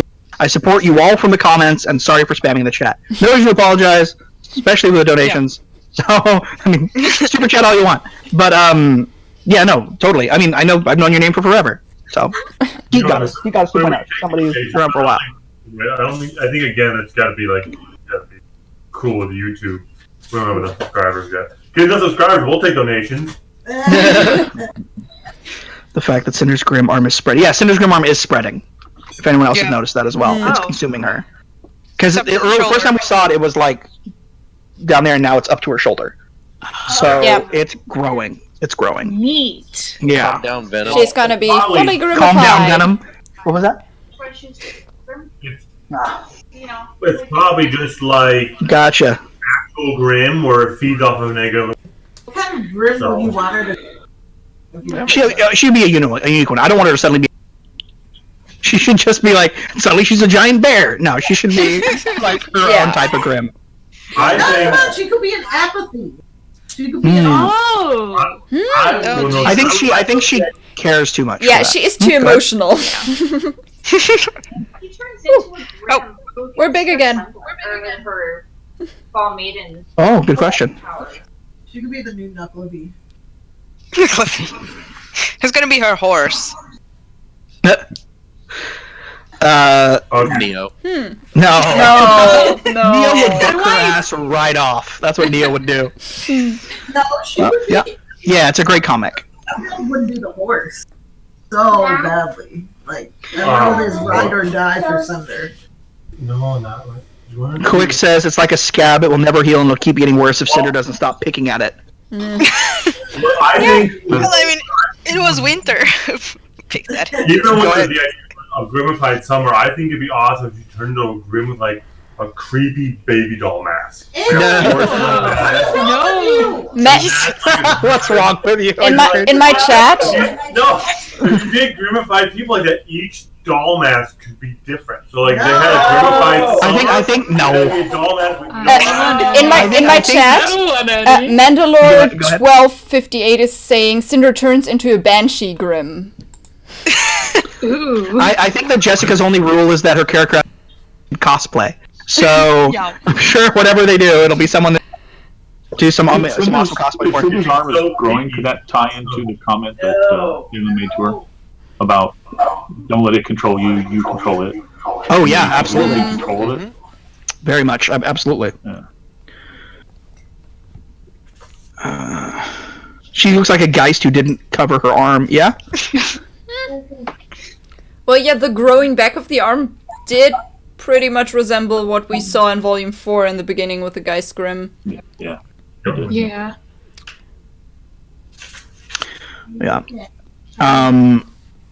Yeah, I mean, there's just so much that I love from the song in previous volumes, and I just can't wait for more. And I always kind of just check every now and again. And there are other channels slowly picking up RWBY, so there are new people entering the Reactors verse, which I really like for RWBY, the fandom, which is super awesome. And I just hope they manage to avoid some of the.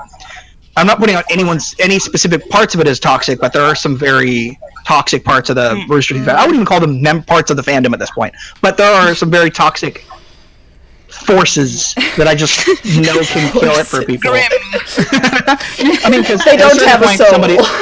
At a certain point, somebody is not part of the fandom anymore, and they're just somebody hating on it. And that's not just somebody who has issues with it, but somebody who's like actively a force against. And unfortunately, Rooster Teeth has a lot of them right now, especially RWBY. And I just hope that these new people manage to, because that's killed certain shows. Like Avalon was reacting to Doctor Who on our channel for the first time. She never watched it, reacted over time on the channel, and it was without a doubt the most toxic comment section we've ever had on our channel. Wow. Where people coming in from Doctor Who and like, we had really cool people, but the negative part of them were by far the worst. And eventually got her to just stop watching the show. And I just don't want that to happen to people coming in to RWBY and stuff. That's what you just worry about. That's the upside for us, because I'm the one that basically handles uploading the stuff on YouTube, and Sterling's in there quite a bit too. And Sterling and I, between the two of us, we just don't care. So someone can stand and rave all they want, and we're like, I'm cool with negative comments, like 99 point. I'll just laugh and delete. And every now and again, there's just that one. Maybe you had a rough day. Maybe something happened. There's just the one comment that just sticks with you. And it's just. Yeah, I don't think we've ever had a negative comment because we don't have that many followers. No, but like, as it grows, that will grow too. Well, like thumb down, he's like so brokenhearted. He's like, "What do you think it was? I think I swore. I don't know what it was." Trust me, it'll happen. I mean, you can't focus on it. Like, you will 100% get shitty comments. You'll 100% get downvotes. Like, our most downvoted videos are movie reviews where we're like, or trailers where movies were like, we liked this movie. Like, I think our most downloaded video ever was for Force Awakens, the one in the middle. Last Jedi?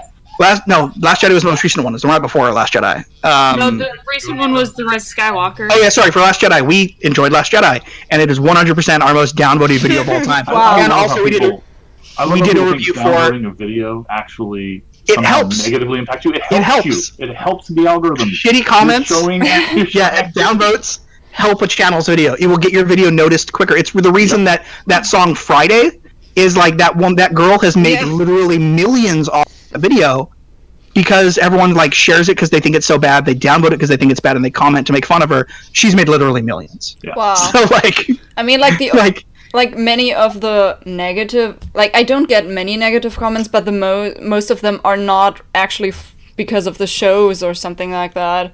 I had a commenter who was like, I don't know, asking me if I was a Nazi because I was German, and I was just like, what the fuck is wrong with you? I'm sorry to hear that. No, that was just bad. So nah. But for It's RWBY, like, we'll get I negative didn't actually get that many. Like, we'll get negative comments now and again, but she'll always get them worse just because she's a girl in a nerdy fandom. So, like, as shitty as it is, like, she'll always get targeted much more than me. Or there'll be the opposite comments with, like, what the fuck is she doing with a fat guy like that? Which ones that I laugh about most of the time. But, like, you get different comments. They get they eat different kinds of things, and it's shitty and stupid. Andy Ross, someone asks if we've. Go ahead. Andy Ross is giving pretty good advice there. Only way to mitigate negative comments is to keep putting out positive content. You'll still get some, but you attract more positive viewers. So that's a nice advice there. Thank you. We refuse to put out reactions to things that we hate. We literally didn't put out reactions to the last 2 episodes of Game of Thrones because we didn't like them, and I didn't want a video that was us because there's enough of that shit on YouTube. So if we watch a trailer reaction, we don't like it, we'll just not put it out. So that's why it seems like we like everything. It's that we don't want a channel. It's like there's shit we don't like. We just don't put out. We don't focus on it because there's enough of that. I'm reacting to Rick and Morty, and people are telling me you don't laugh as much as I want you to, and stuff like that. Yeah. I don't have to laugh at every joke just to like it. You also just kind of have you have more naturally kind of stoic reactions. It doesn't mean you're not enjoying it. Yeah. It's just how you. Yeah. Have you? You just tend to snarkily. You tend to snarkily. I don't. You'll just tend to snarkily respond to something, and someone will think that means you hate it. Avalon loves making fun of stuff. That doesn't mean she doesn't like it. People were getting so mad during. So we were watching My Hero, and she gives every character some ridiculous nickname. Oh yeah. Mm-hmm. And everyone is there are people oh, that means she hates the show. No, she doesn't. Yeah, it's just I just used to dissect the story writing and stuff like that, and I mean, everyone watches every other channel for different things because everyone has their own thing, and if you don't like it, don't watch it. I actually have 2 things real quick. Go ahead. Yep. So first of all, me reacting is literally. I know. I watch your videos. And I'm the type of person that I'm the type of person where I'm watching and I'm processing everything. Yeah. At least you talk about it afterwards. Oh yeah. Yeah. Then the second thing I was going to say was for anyone that leaves, and this is actually kind of a guilty pleasure, when people leave negative comments or something that's just really over the top or bad, I just want everyone to know that I usually take a screen capture of that and I post it in our Discord, and we make fun of you to no end. So you think you're being snarky and being awesome, but it's you're really just getting laughed at really hardcore. I'm gonna start doing that. I need to start doing that. Yeah, I need to start doing that instead of letting it get to me. But no, I'm the opposite. When I react to things, I've had people say that I'm fake, but I'm not fake. I'm just I react to things really fairly big. One of our number 1 videos is me crying over the Logan trailer, which is just when I really like something, I react emotionally to it. And trailers, they're art forms. You know what I mean? They'll fucking get me, and it's the same thing with shows. I'm not going to be bawling. I love Arnold Murder Birds, but I don't react that big. I don't leap out of my chair screaming, which I've met the dude. That's just him. He's not fake. Yeah. That's just who he is. We met at RTX, but and I absolutely will cry. But you did too. Our number 1 most watched video is Breath of the Wild. So we both, we have emotional reactions to things. It's not being fake. It's just that people show their enjoyment in different ways. Some people are more stoic about it. Some people are snarkier. How about the other side? How about the people? I've had complaints about this before. I ignore them, but I've had complaints about.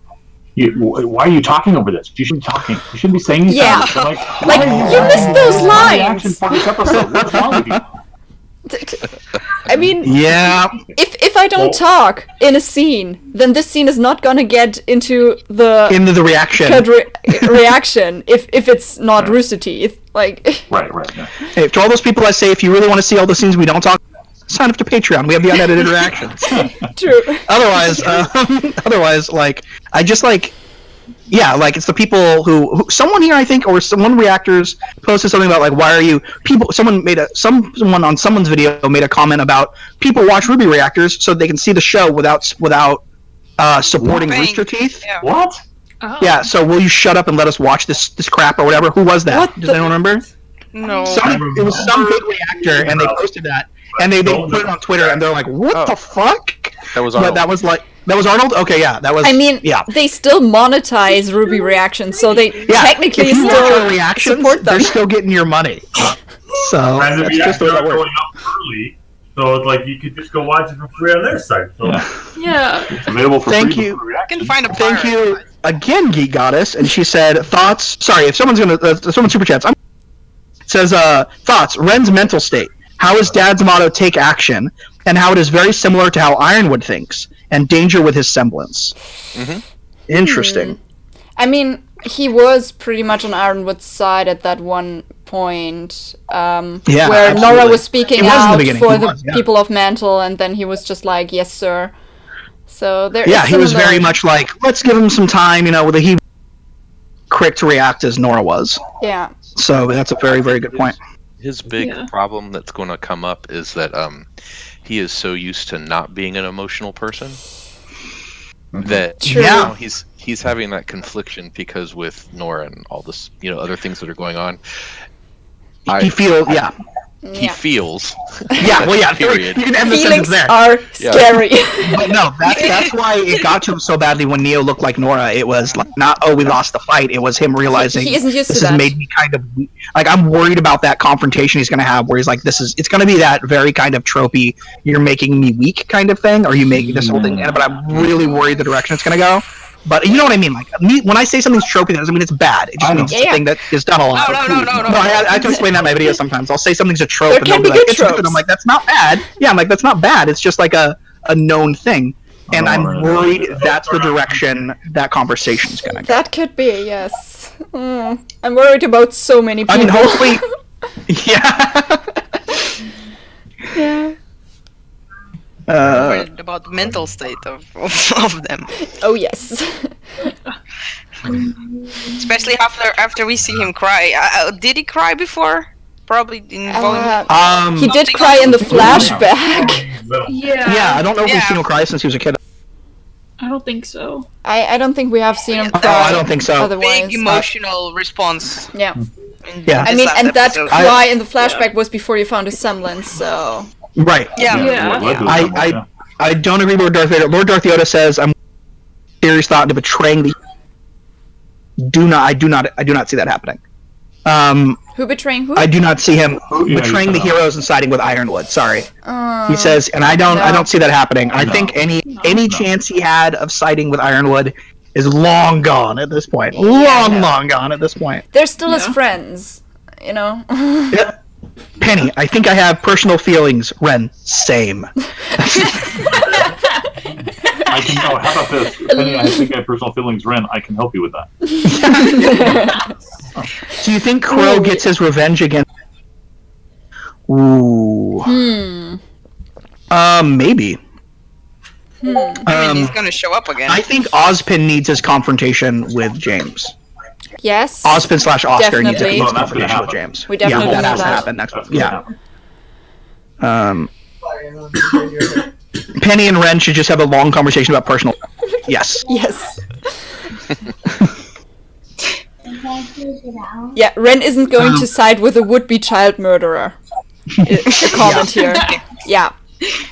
And only would be because of auras. Otherwise, murderer. Straight up child murderer. Yes. Yeah. What's interesting is that Ironwood was almost always there when Ren's semblance, new weird hyper thing went off.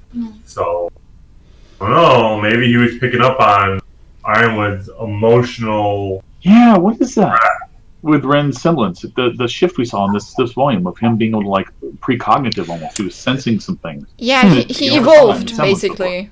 The only person Almost that certainly showed up Darth Vader. for that was the common denominator was Clover. Like I said, it was a very... Ironwood, too. Oh, well, Clover was with Ironwood, wasn't he? Yeah. Except for the very first time when it was Clover. The very first time it showed up, it was Clover was and in those first guys showed episode. up. Right. Yeah. And the second time it hit was Clover and Ironwood walking in the room. Okay. Yeah, so Clover was there both times. Interesting. So. Well, then that's not going to be a thing anymore. Yeah. Thank you for that reminder. Will Breaking Crow out be a Volume 8 plot? Oh, absolutely. I don't see them staying in this area past Volume 8. I don't even know if they're going to be in this area the entirety of Volume 8. He's going to be... that's true, yeah. He's going to be pretty broken for a bit. Yes. And then I'm worried about him. If anyone has plot reasons for backtracking on their recovery, it's Crow. But I'm really curious to where that's going to go. I know. So that's a proper sound in response. I have hopes for him. Yeah, absolutely. Like after I don't think like the character's initial done drop, for or I anything. guess. Yeah. I don't think the character's done for and is gonna be a wreck. But no. I see him. But yeah, he's having gonna be some issues for a he's bit. gonna be like a relapse and then getting back on track. Hopefully. We already had his emo phase in Volume 6. Yeah. Oh. Maybe he's gonna take something away from his friendship with Clover. Maybe that can be something to help him. Maybe Clover was never had the semblance of being lucky. Maybe Pin was lucky, and now Crow does not have. Well, that is interesting. That would be neat. Just keep it with him, and then just like, okay, my semblance isn't a problem anymore.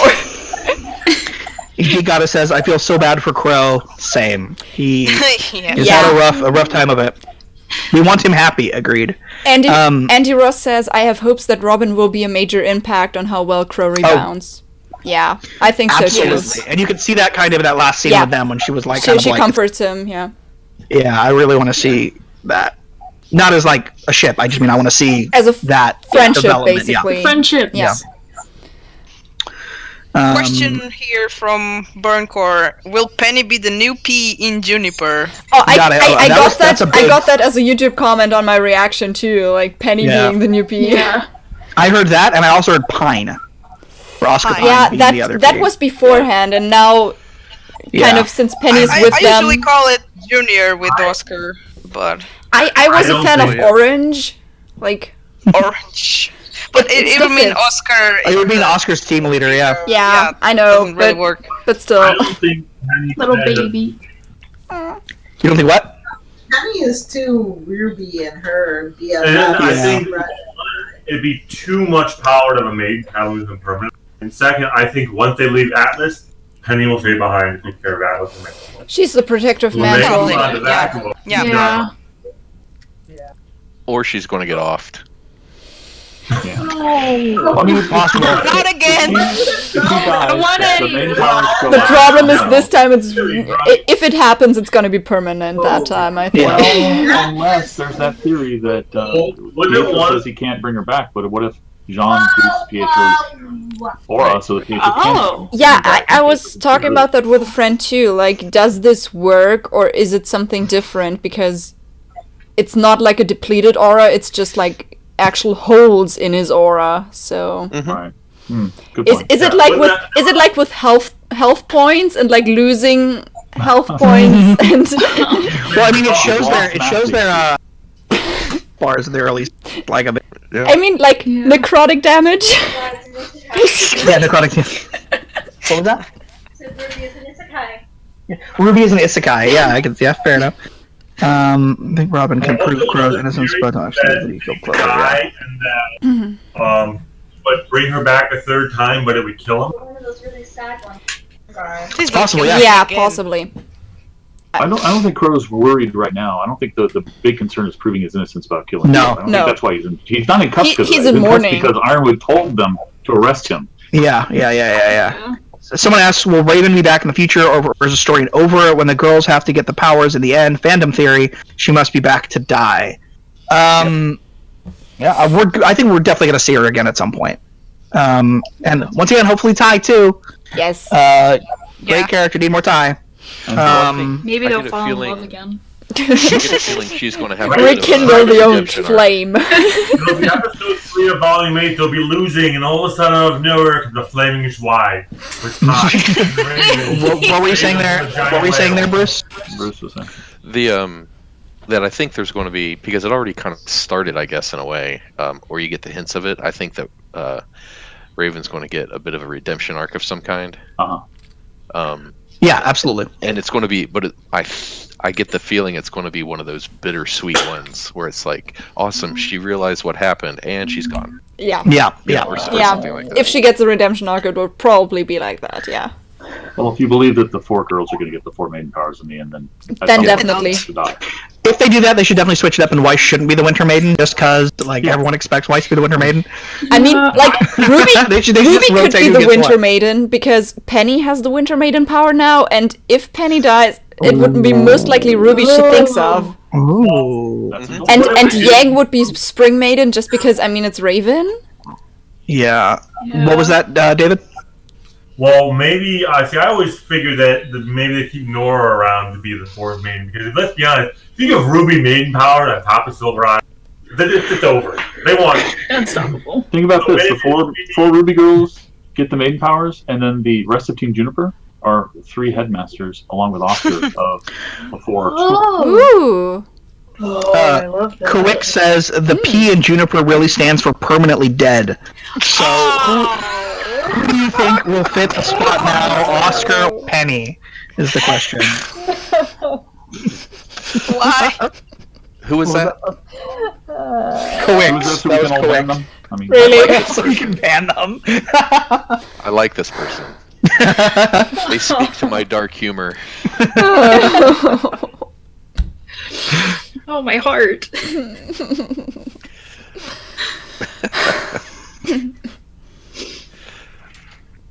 Captain, I just noticed that is a cool hoodie.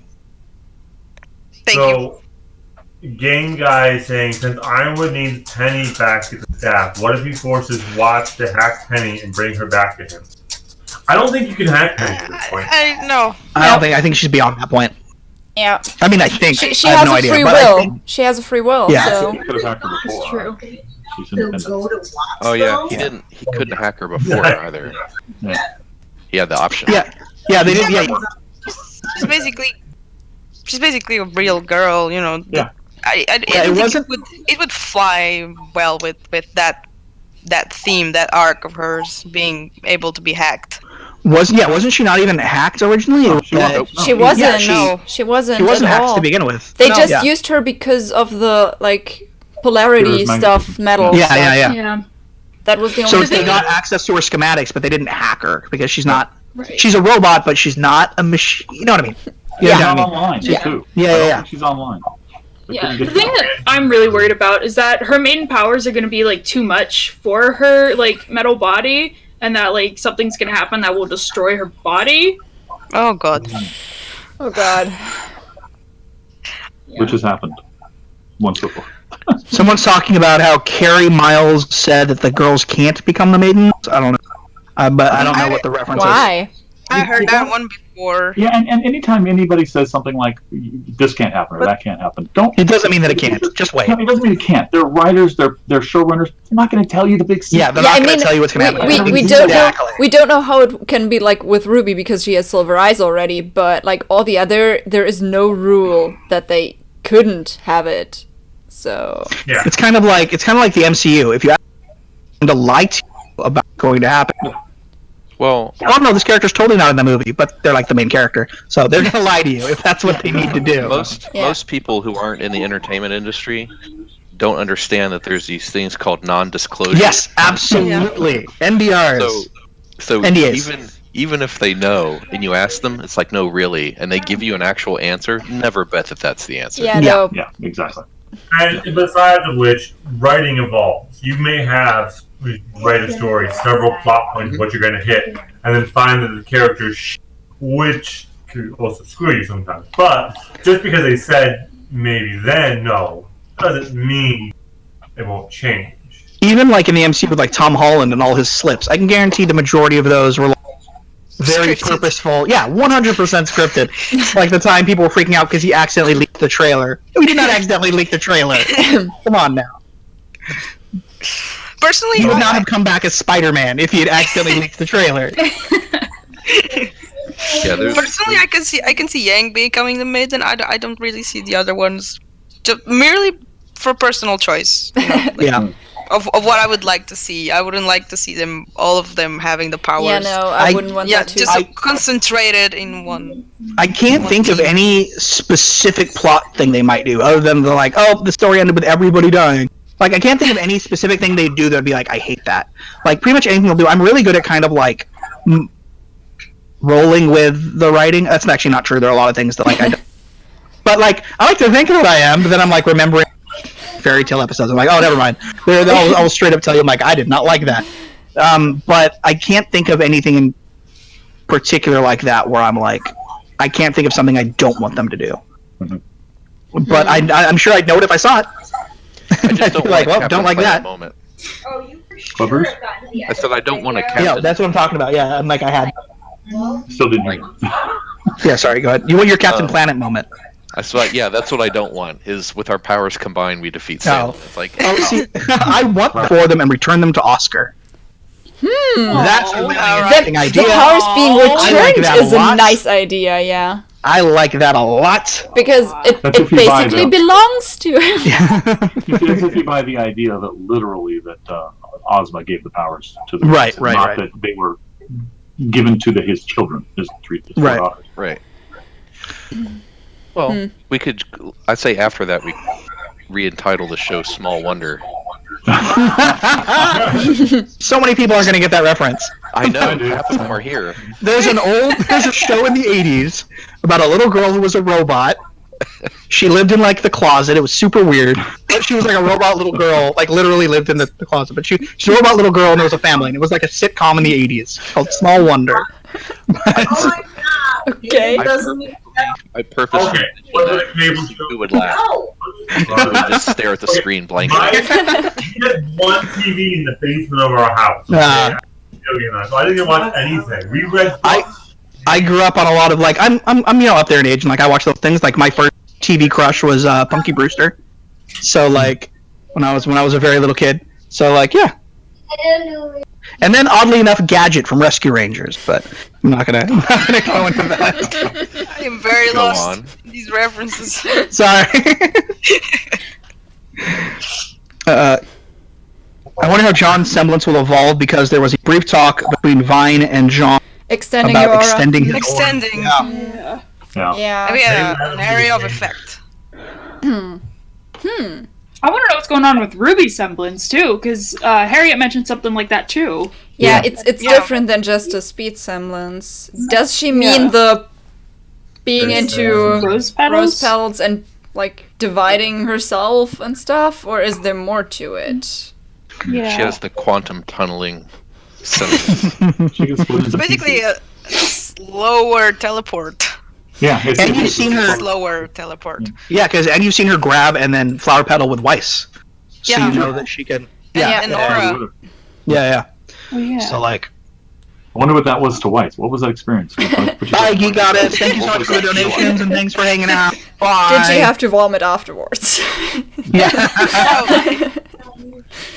Then don't let RWBY do that with Jean. I do think that cold open last volume. Do that with John.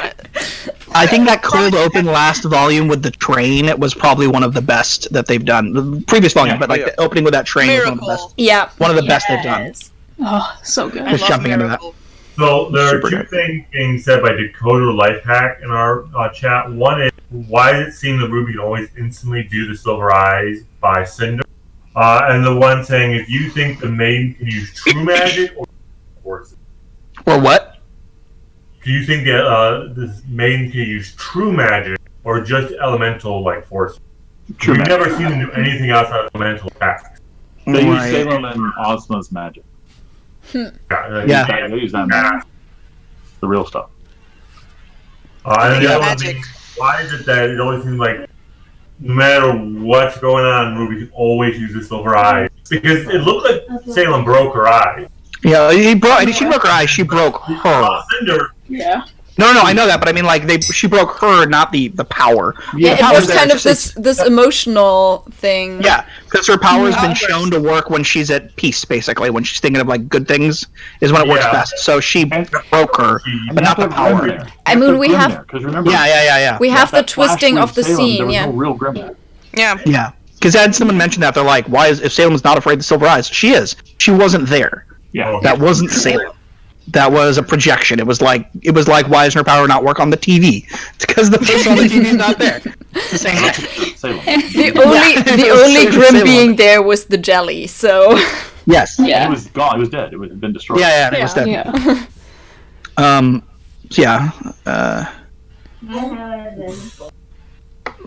we talk about how creepy that animation was whenever like it broke and then Salem came up like? Yeah. Ugh. So good. That's like one of those. Salem has a new dress. Yeah. With the Boob window. It's like one of those. Yeah, the boob well, window. she That's right. Someone already did ask if we. she already had a boob window, but now it's bigger. That's fair. I That's never fair. noticed. It is a bigger boob window. Salem.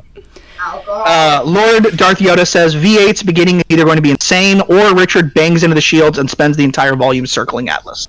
Both very equally likely, honestly. But I'm not sure which one it's going to be. Yeah. The shield's down. Oh yeah, the shields are down. Yeah, no, yeah. Oh, that's right. Right. Atlas is falling for sure. Oh yeah. As I said, I want that fight definitely. scene like Age of Ultron style, where they're fighting on the falling mantle. Yeah. I don't. My head doesn't jump to that. It jumps to Final Fantasy VI because I'm old and I think of the flying comet Okay. falling. But No, I was talking about the Age of Ultron thing, like from the first episode of yeah. when we knew that Atlas was like floating in the air. Yeah. It just made sense. And then as soon as they're like, it's floating because of the relic, we know what happened. According to Brandy, Selma Hayek is the inspiration behind Cinder's dress here. No, Salem's dress. That's the inspiration right there. Okay. According to Brandy, that's the inspiration for Salem's dress. Yeah, at RTX, Jessica was dressed up like Cinder's new costume. She had like the new one with like the poncho thing. Mm-hmm. It was like her costume. I love that one. Yeah. It's different than She was really cool. everything It's else very Cinder different. had. There's nothing red in it. Yeah, she changed It looked colors. Yeah. Yeah. I think it looks better now than it did because now it looks like when we saw her near the end of this volume, there was detail in it. I want to say, and I think it was more interesting than when we saw it last volume. I really like Neo's thing with like. Yeah. Well, it's Neo, so It works well with the head. best. It works well with the head. She's best non-hero Yes. character. I'm gonna say non-hero. Because whenever I say Weiss is best girl, I have to be like, but I mean hero. Like, what? Overall, like Neo's pretty great. Yes. Yay. I love her hair. Mm-hmm. Her hair is really cool this volume. It's all curly. Yay. Wonderful. I loved. One of my things that I went back and I'm like, but as soon as they had that reveal for her being the maid or whatever, I'm like, that was another one of those reactions where I just like fast forward to that. I'm like, all right, yeah. Do they notice? How do they react? And it's just the best. There's always those spots where, you pick like 3 or 4 moments, and you're like, yeah. Okay, I want to jump straight to these. Yes. And then I'll watch the whole thing later, but I'm going to Yep. pick these first. I want to see if it's worth my time. Bruce says, obviously different Bruce. Long structures on long structures on bottom of Atlas is an emergency landing gear. Stretchers. No, probably not. That's No. power cables and stuff, isn't it? Yeah. Yeah. Don't you think- wish yeah. you had that kind of forethought? That's to keep it on the dock, so to speak. Yeah. Anchor. The mooring. That's what I was looking for. Mooring. Yeah, I don't think the heroes want Salem herself on the ground. Let her. She enters the fight. Everyone's in trouble. Yeah. The only one who can hold his own at all would be Ozma. Now that we have a fully realized Oscar-Ozma combination, he's the only one who could potentially hold her back. But we know he can't beat her. Because she. Yeah. She'll kill him. We've seen that. Yeah. But he can hold her back. Yeah. Hold it back.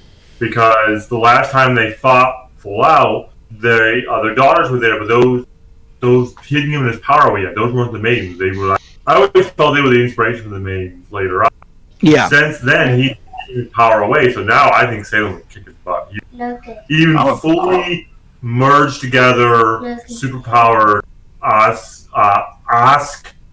what is it? What is the name for him? Oscar. There we go.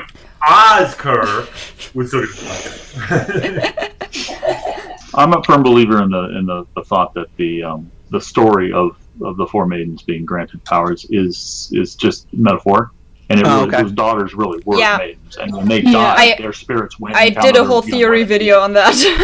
Yeah, it's a good idea. It's a good idea. I like that. Yeah. So we've got another question from Dakota Lifehack.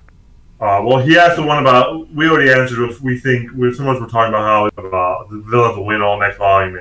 But he also wanted one of our favorite RWBY weapons. Mine, clearly, is Norris. I don't know all their names, and I hate that I don't know all their names. but I'm bad enough with people's names, let alone weapons names. I love Martinaster, I want to say. Weiss's rapier.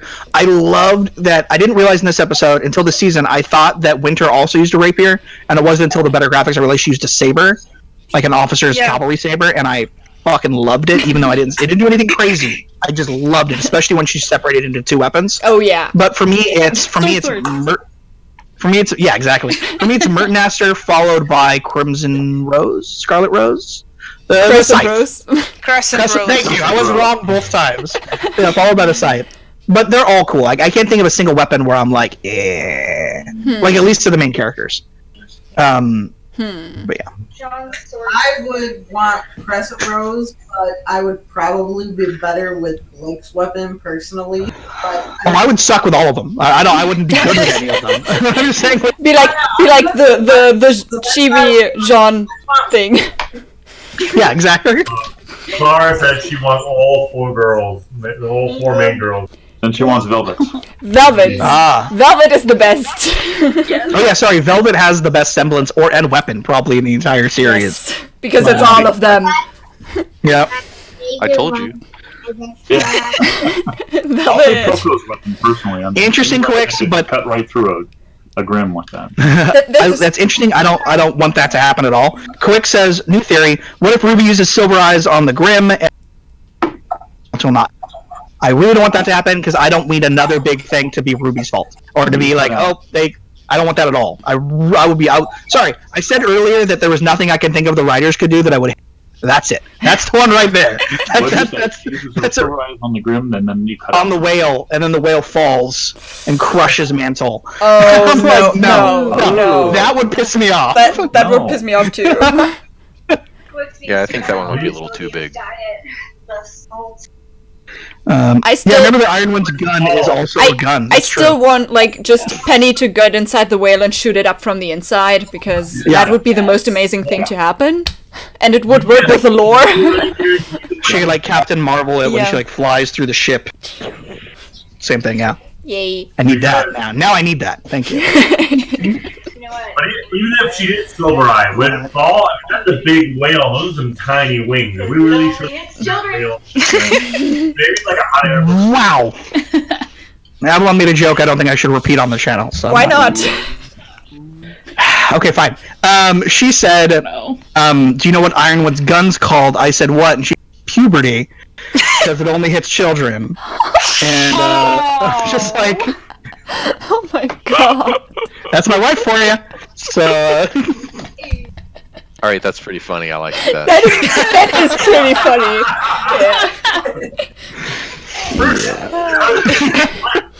It's all quiet. That's what I'm talking about when people say he doesn't react. That's like his complete silence. Then yeah, that was a good one. She must hate RWBY. She said that about it. She must hate RWBY. Yeah. I'm not going to be the commenter. I know. I get that. Yeah. I was talking earlier about people in the comments will be like, "Oh, she must hate the thing." So he's like, "Oh, she must hate RWBY. She must hate RWBY." That is right. That. Of course. The same thing where people were convinced I was literally forcing her to watch Camp because she was always horrified. Right. But it's I'm like guys, I can't force her to do shit, and I wouldn't if I don't think you understand how things work. I'm like, I didn't tie her to the chair. She's just horrified by Camp all the time. She still volunteers to watch it. Sometimes you're just so masochistic that you watch it even if you exactly. Who thinks the whale is also a gun? Yes. Yes. Opening the mouth and it's like a nuke. From the top. There's I was actually in the top. Yeah, there was something glowing in there. Yeah. Yeah. It's gonna do that shoop de whoop thing from the old meme. Oh my god. The big laser out. The big lips. The big lips. God, I haven't thought about that in so long. Game Guy says they're canceling you. You've been canceled that long. Sorry. Okay. So another question from she says she's not sorry. What was that? Another question from Decode Lifehacker. He wants to know who our favorite villains are, who our favorite villain and hero fighting styles. Ooh. Neo. Neo. That's my favorite villain. Here's the thing. I want to make something very clear. When I say that I think that No. He was a piece of shit and I hated the character. But he served such an important role in Blake's story that I think he was an incredible villain, and I think he served that purpose very, very well. Yeah. But like, not as I liked seeing that character on screen kind of villain, more necessary plot point kind of villain. He was story important, story relevant and stuff. So yeah. He was a hurdle for Blake to overcome for her development, and Yang to overcome. He made me very which they uneasy. both did very well. which is kind of the point of him, yeah. And like, yeah. And I mean, I liked his design. And I think he also, I think he also served a great purpose of very, very largely outing a certain portion of the fan base. So it's very easy to know who to avoid.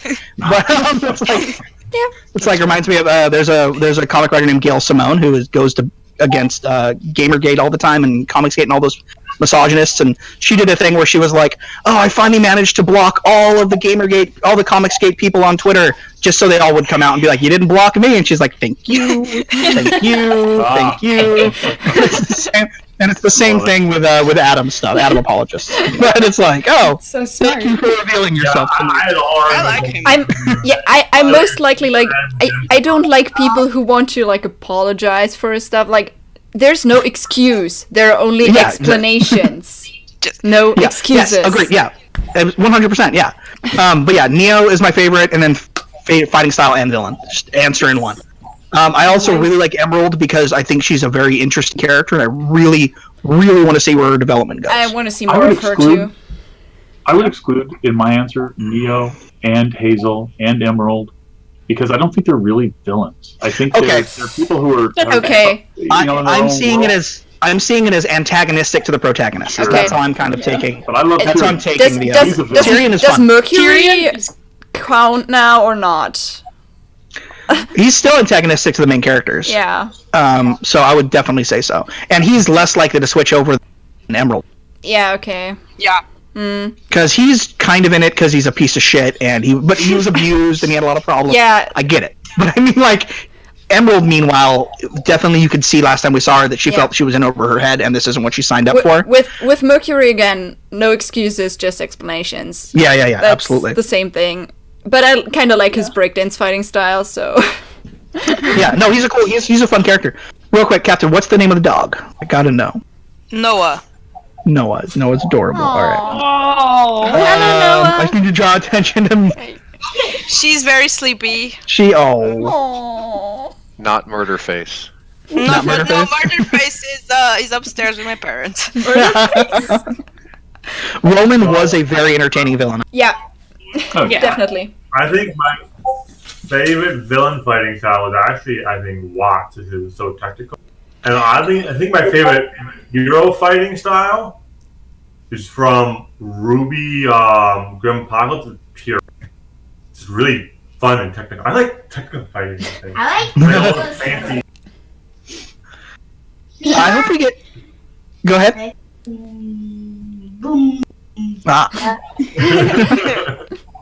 I like. I hope we get Team Funky more next volume, but I doubt we will. Yes. Yeah, I love Flintstone. I doubt it, but it would be fun. It would be fun. Yeah.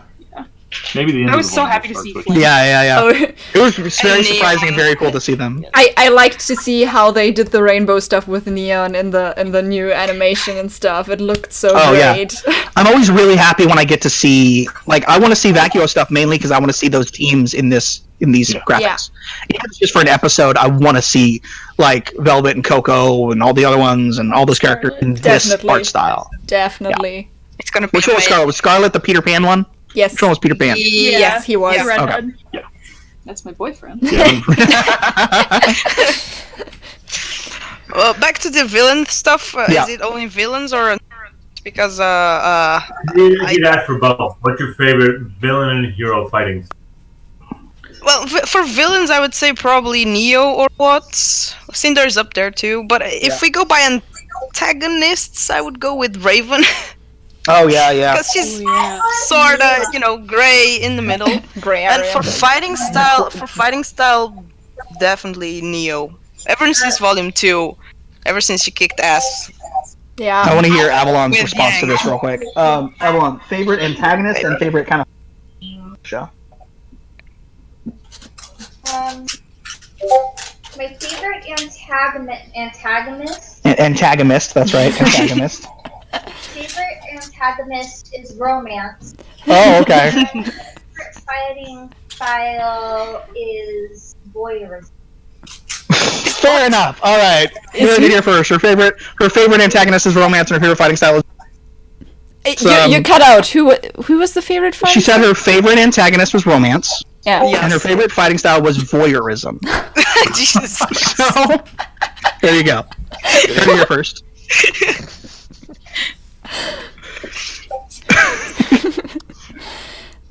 I mean, Yeah.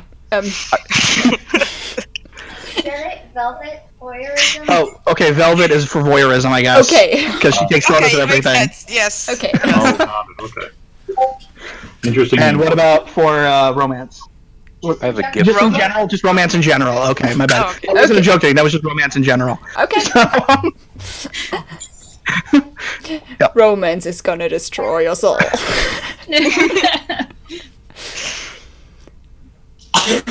Maybe in volume 8. I mean, it's already kind of destroying Ren, so.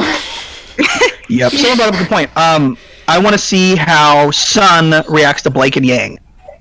I see him as being think he will be supportive. fine with I see him it. as being Yeah. supportive. I mean, he said in the beginning of Volume 6 that it was never about that. To It was Neptune. never about that exactly. So, like I see him as being see like him- 100. Yeah, as being a supportive He friend. likes her. Just. Yeah. Yeah. I don't see him being jealous at all. No. Yeah. Just It's like not jealous Adam. type of person. Yeah, Yeah, exactly. It's not Adam, what do you see in her? Yeah, I don't see drama coming from that. If anything, I see him Yeah. going, "Oh, good for them." He's Mandalore basically the 1258 is saying romance already killed humanity once. Yes, that brought up romance already That killed is- humanity once. That is Amanda, Oz. definitely a good point. Yeah. Also, if something good about blanking, you'd probably be like 5. That's true. She said, "Son, if he finds out, it's probably gonna be like, Yeah.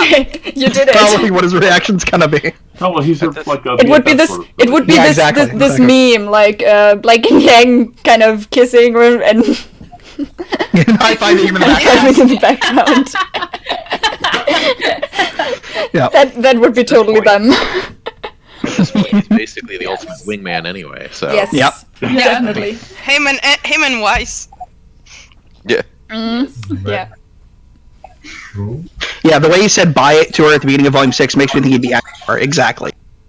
I think he's a great character. Some people hate Sun. I love that don't. character. But Like- I think he's such a I want him he's a back. nice guy, like in a good way, kind of supportive, just person. And I think we need more Yeah. characters like that. Yeah, he's Yeah. supportive Positive and outlook. goofy at the same time. I mean, Yeah. what do you want more? He's positive, but he's not His so voice saccharine. was follow Yeah, that exactly. song over to Rooster Teeth. Just to, Andy Russ just said like, Ilya learning about Blank and Yang is far more juicy. Yes. Yes. I don't think she would be jealous either. I mean, Gamer guy- she would be more jealous than Sun, but I think she would Yeah, be but fine I with don't it in the long Yeah. run. Gamer guy said Neptune would be like hot. That's probably also true. Yes. That's probably also Definitely. true. He would hit on Yang. Yeah. Definitely agree with it. He would be like, girl on girl action, I'm into it. Game guy says I'm biased because he's Michael. Fair enough. That's what I want him back to. Okay. See, yeah. Go ahead. Sorry. I didn't know one from Dakota Lifehack. He's really enjoying us answering all these questions. This is, what do we think happened to the Paladin? Oh, the big ass robots. Yeah. Oh yeah. They're probably still out there. They're probably just in like. Yeah.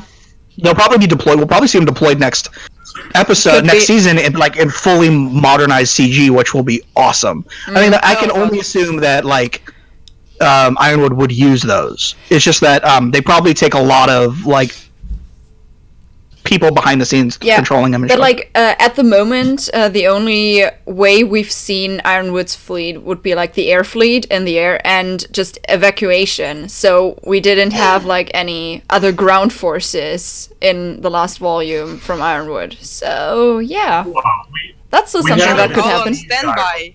Yeah. Mia says. Like you sneeze at and they got we had that. Mia says, I hope they'll keep the open shirt look with Sun. He shows about. Fuck. Definitely. I want to see those abs. Is what Mia I'm says. thinking no Those one out. close a shirt. Well, he does. There are like 2 scenes where he has a closer shirt. in like volume 2. Yeah, one time when they go their separate ways and like try to find Roman, that one time he has a close to it, and then at the party. Yeah. But I remember that first one. those are the only ones. He has a tie there too. Oh, yeah, I remember now. Yeah. Game Guy says, at the rally. Who wants to speculate exactly what the Paladin is? Watts engineered it to fake his death. Did he possibly make the Paladins? Paladin and Satan. Yeah, I was thinking about that. I don't know. The Paladins were new. How heck can they were, yeah. Like, how can he fake his death with a paladin? Or at least newly introduced. That doesn't mean they weren't working on the behind the scenes for a good time. Probably the engine for it. So we're gonna. I don't know if we're gonna have to duck out because it's getting to about 9:30 for us. Someone needs to go to bed. I actually haven't eaten dinner yet, and it's 7:30. So I'm gonna wind it down. Maybe we should tie this up. All right. Do we want to go over anything? Any last topic or last thing that we want to go around and say? Yeah. I repeat to anyone watching on my channel: look up all these channels. All these people are awesome. All good channels you should watch. Brandy had a question of what does people think she should. She's trying to figure out more things to react to. She is home one time. It's basically a reverse of what Joey and Avalon have going on.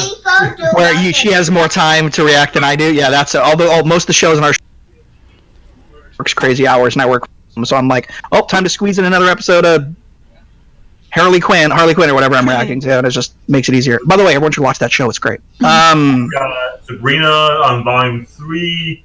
Okay. And Legends of Tomorrow. Both of them better. She doesn't know if she should react to them. People are mixed on Legends Tomorrow. I love it. I think it's super silly. It's a show that acknowledges comic books, so I recommend watching it because it knows it can be kind of ridiculous. But some people don't like that. I like it. I like that one too. I'm up to date on it except for this season. Okay. You're further along than I am. I'm trying to think of shows that are really good for YouTube that are also like not gonna, because there are certain shows I want to react to, but I'm like, well, all these people got strikes for it. I'm gonna avoid that show. There's a lot of good stuff out there. I don't know. Someone said Dragon Prince. I've heard. Nice. My wife loves that one. I haven't watched it yet. And Dragon Prince. Yeah, that's. I liked it. I liked it a lot. I've watched the first season by myself once. I didn't continue yet. Same. Dragon Prince is good. You should react to She-Ra because I need more She-Ra reactions to She-Ra. I mean, She-Ra is... There's like three people who react to that She-Ra show, and I need more. I'll react to season 3 of She-Ra. She-Ra is on the list, but my schedule is basically full until June, so... Love it. I went to the panel for it at Comic-Con this last year. I waited there was a huge line to get into it. I got in the panel, I was like right in the middle, and it was literally me and an entire audience of lesbians. That's the audience for the show. And it's like, I mean, it is the best. No, I'm not complaining. Which is funny because the year before we went to the Winona Earp panel, it was the exact same thing. So it's just like exact same thing. Why not? I would love to react to She-Ra. It's so fun. It's ridiculous, but in the best way. And it's just Cachadora for life. All right. Yes. I mean, I saw the first. I saw the first episode. I'm technically up for it, but since for my Patreon only show, people wanted to do anime more likely than cartoon, so it was just like, okay, it's gonna wait. Yeah, I literally have 3 She-Ra posters there, and then Christmas Avalon got me the glitter and She-Ra dolls. They're like, and they always ran out of the Catcher. The Catcher, the ones I want, it's sold out everywhere, and it's like on eBay for like $60. And I'm like, son of a... But instead of the 15 you pay for it at the store. Wow. Anyways, sorry, completely sidetracked. Still need She-Ra merch. She-Ra. Yeah, that's my suggestion. Yeah, that's my big suggestion. Not enough people react. A lot of cartoons, a lot of people don't react to. You should. I liked 12 Forever. Not a lot of people watched it. I loved 12 Forever, and I'm super sad it got canceled because of the creator. Yeah. Because that super sucked. It was a mess. Oh my goodness. But I love that show. The show is amazing. 12 Forever, great show. It's one of the few shows that's like a kid's cartoon with a queer female lead. Yeah. So it's amazing just for that. But the issue behind it is that the creator, who wasn't actually there for the actual show, she was fired before the show was even really in development. She made some really inappropriate social media posts where she basically straight up like hashtag pedophile, looking at this little boy at the playground. He's so cute. I wish his mom wasn't here. I'm quoting it, and similar stuff like that. And she ended up, surprise, surprise, getting fired. Had nothing to do with the actual show being made, but there was enough controversy about it that it didn't get picked up for a volume 2.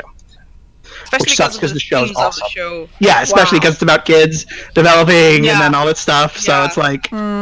It's really, really good. Also, they're really short. There's only a couple of them you should probably check out. Has Been Hotel will probably be really good. Someone was telling me. Has Been Hotel. Oh, you already seen that one? I watched they only have one one episode episode. of it. They only have one episode so far. Okay. Well, they also have the Hell of a Boss. Yeah, the hell of a one. So we all watched together. I was tired. I fell asleep. Oh my god. So it actually ended up being OBS opted it, which ended up being good because of that. And like I was having trouble paying attention because I just got off of like a 12-hour shift. I was tired. It wasn't until I went to go watch other people's reaction to see how they were doing it. I actually Did you realize that it was good? I feel bad about that. I watched Hell of a Boss on my own. I feel bad about it because, like, I got a bunch of people in my Discord asking. like, oh, are you going to react to Has Been Hotel, and I saw like some snippets about it, and I thought that it was. I hate things that are just like edgy just to be edgy, and I'm like, I'm going to hate it. So I kind of shit talked it a little bit, and then I was like, at one point on my, I fully admit it. And then at one point on my own, I'm like, all right, it's like 15 minutes, I'll put it on, and I loved it. And I was so mad at myself for not reacting to it and for talking crap. Unlike Joker, which I stand beside my talking crap about Joker, but I'm not going to get into that. But I loved it, and I'm like, I'm so mad that I didn't film a reaction to this because it was so good. I'm just putting. I could do that. I'm just putting everything on my list basically, and just like, okay, if a spot is free, I'm gonna do something of it. Like I've started filming a bunch in advance. Then I'm currently filming Teen Wolf, Gravity Falls. Gravity Falls. Gravity Falls. Loving that. I basically started. I don't like you anymore. Like, if what was that? Camp, and then if you don't love Lydia. Which one's Lydia? Lydia's the redhead, right? Like in the. She's kind of like a reddish blonde. She's like the popular girl who's secretly really smart. I'm only on season 1, and she's easily my favorite character. So, easily the best character. But Vikings. Once again, Harley Quinn. Everyone should check that show out. It's way better than it should.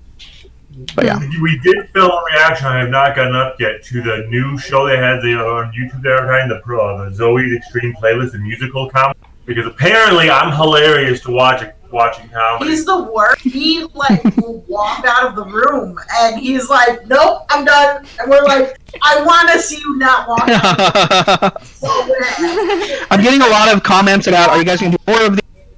Great. Maybe we can find other subjects to do roundtables about, which would be great, but we're not getting another RWBY, well, at least probably until we get more RWBY. We can't just do October Reactors Roundtable without the RWBY. Yeah, exactly. We can do something without RWBY and be like, yeah. Thanks. Why not? Because it was very successful. Yeah. I'd be up So for this was pretty much all Story Fandom's idea, right? This was all you put this together, right? Yeah. Yeah. Because this was great idea. Great idea. Yes. I slightly stole the idea from, I used to play a game I burned down and basically left for Elite Dangerous.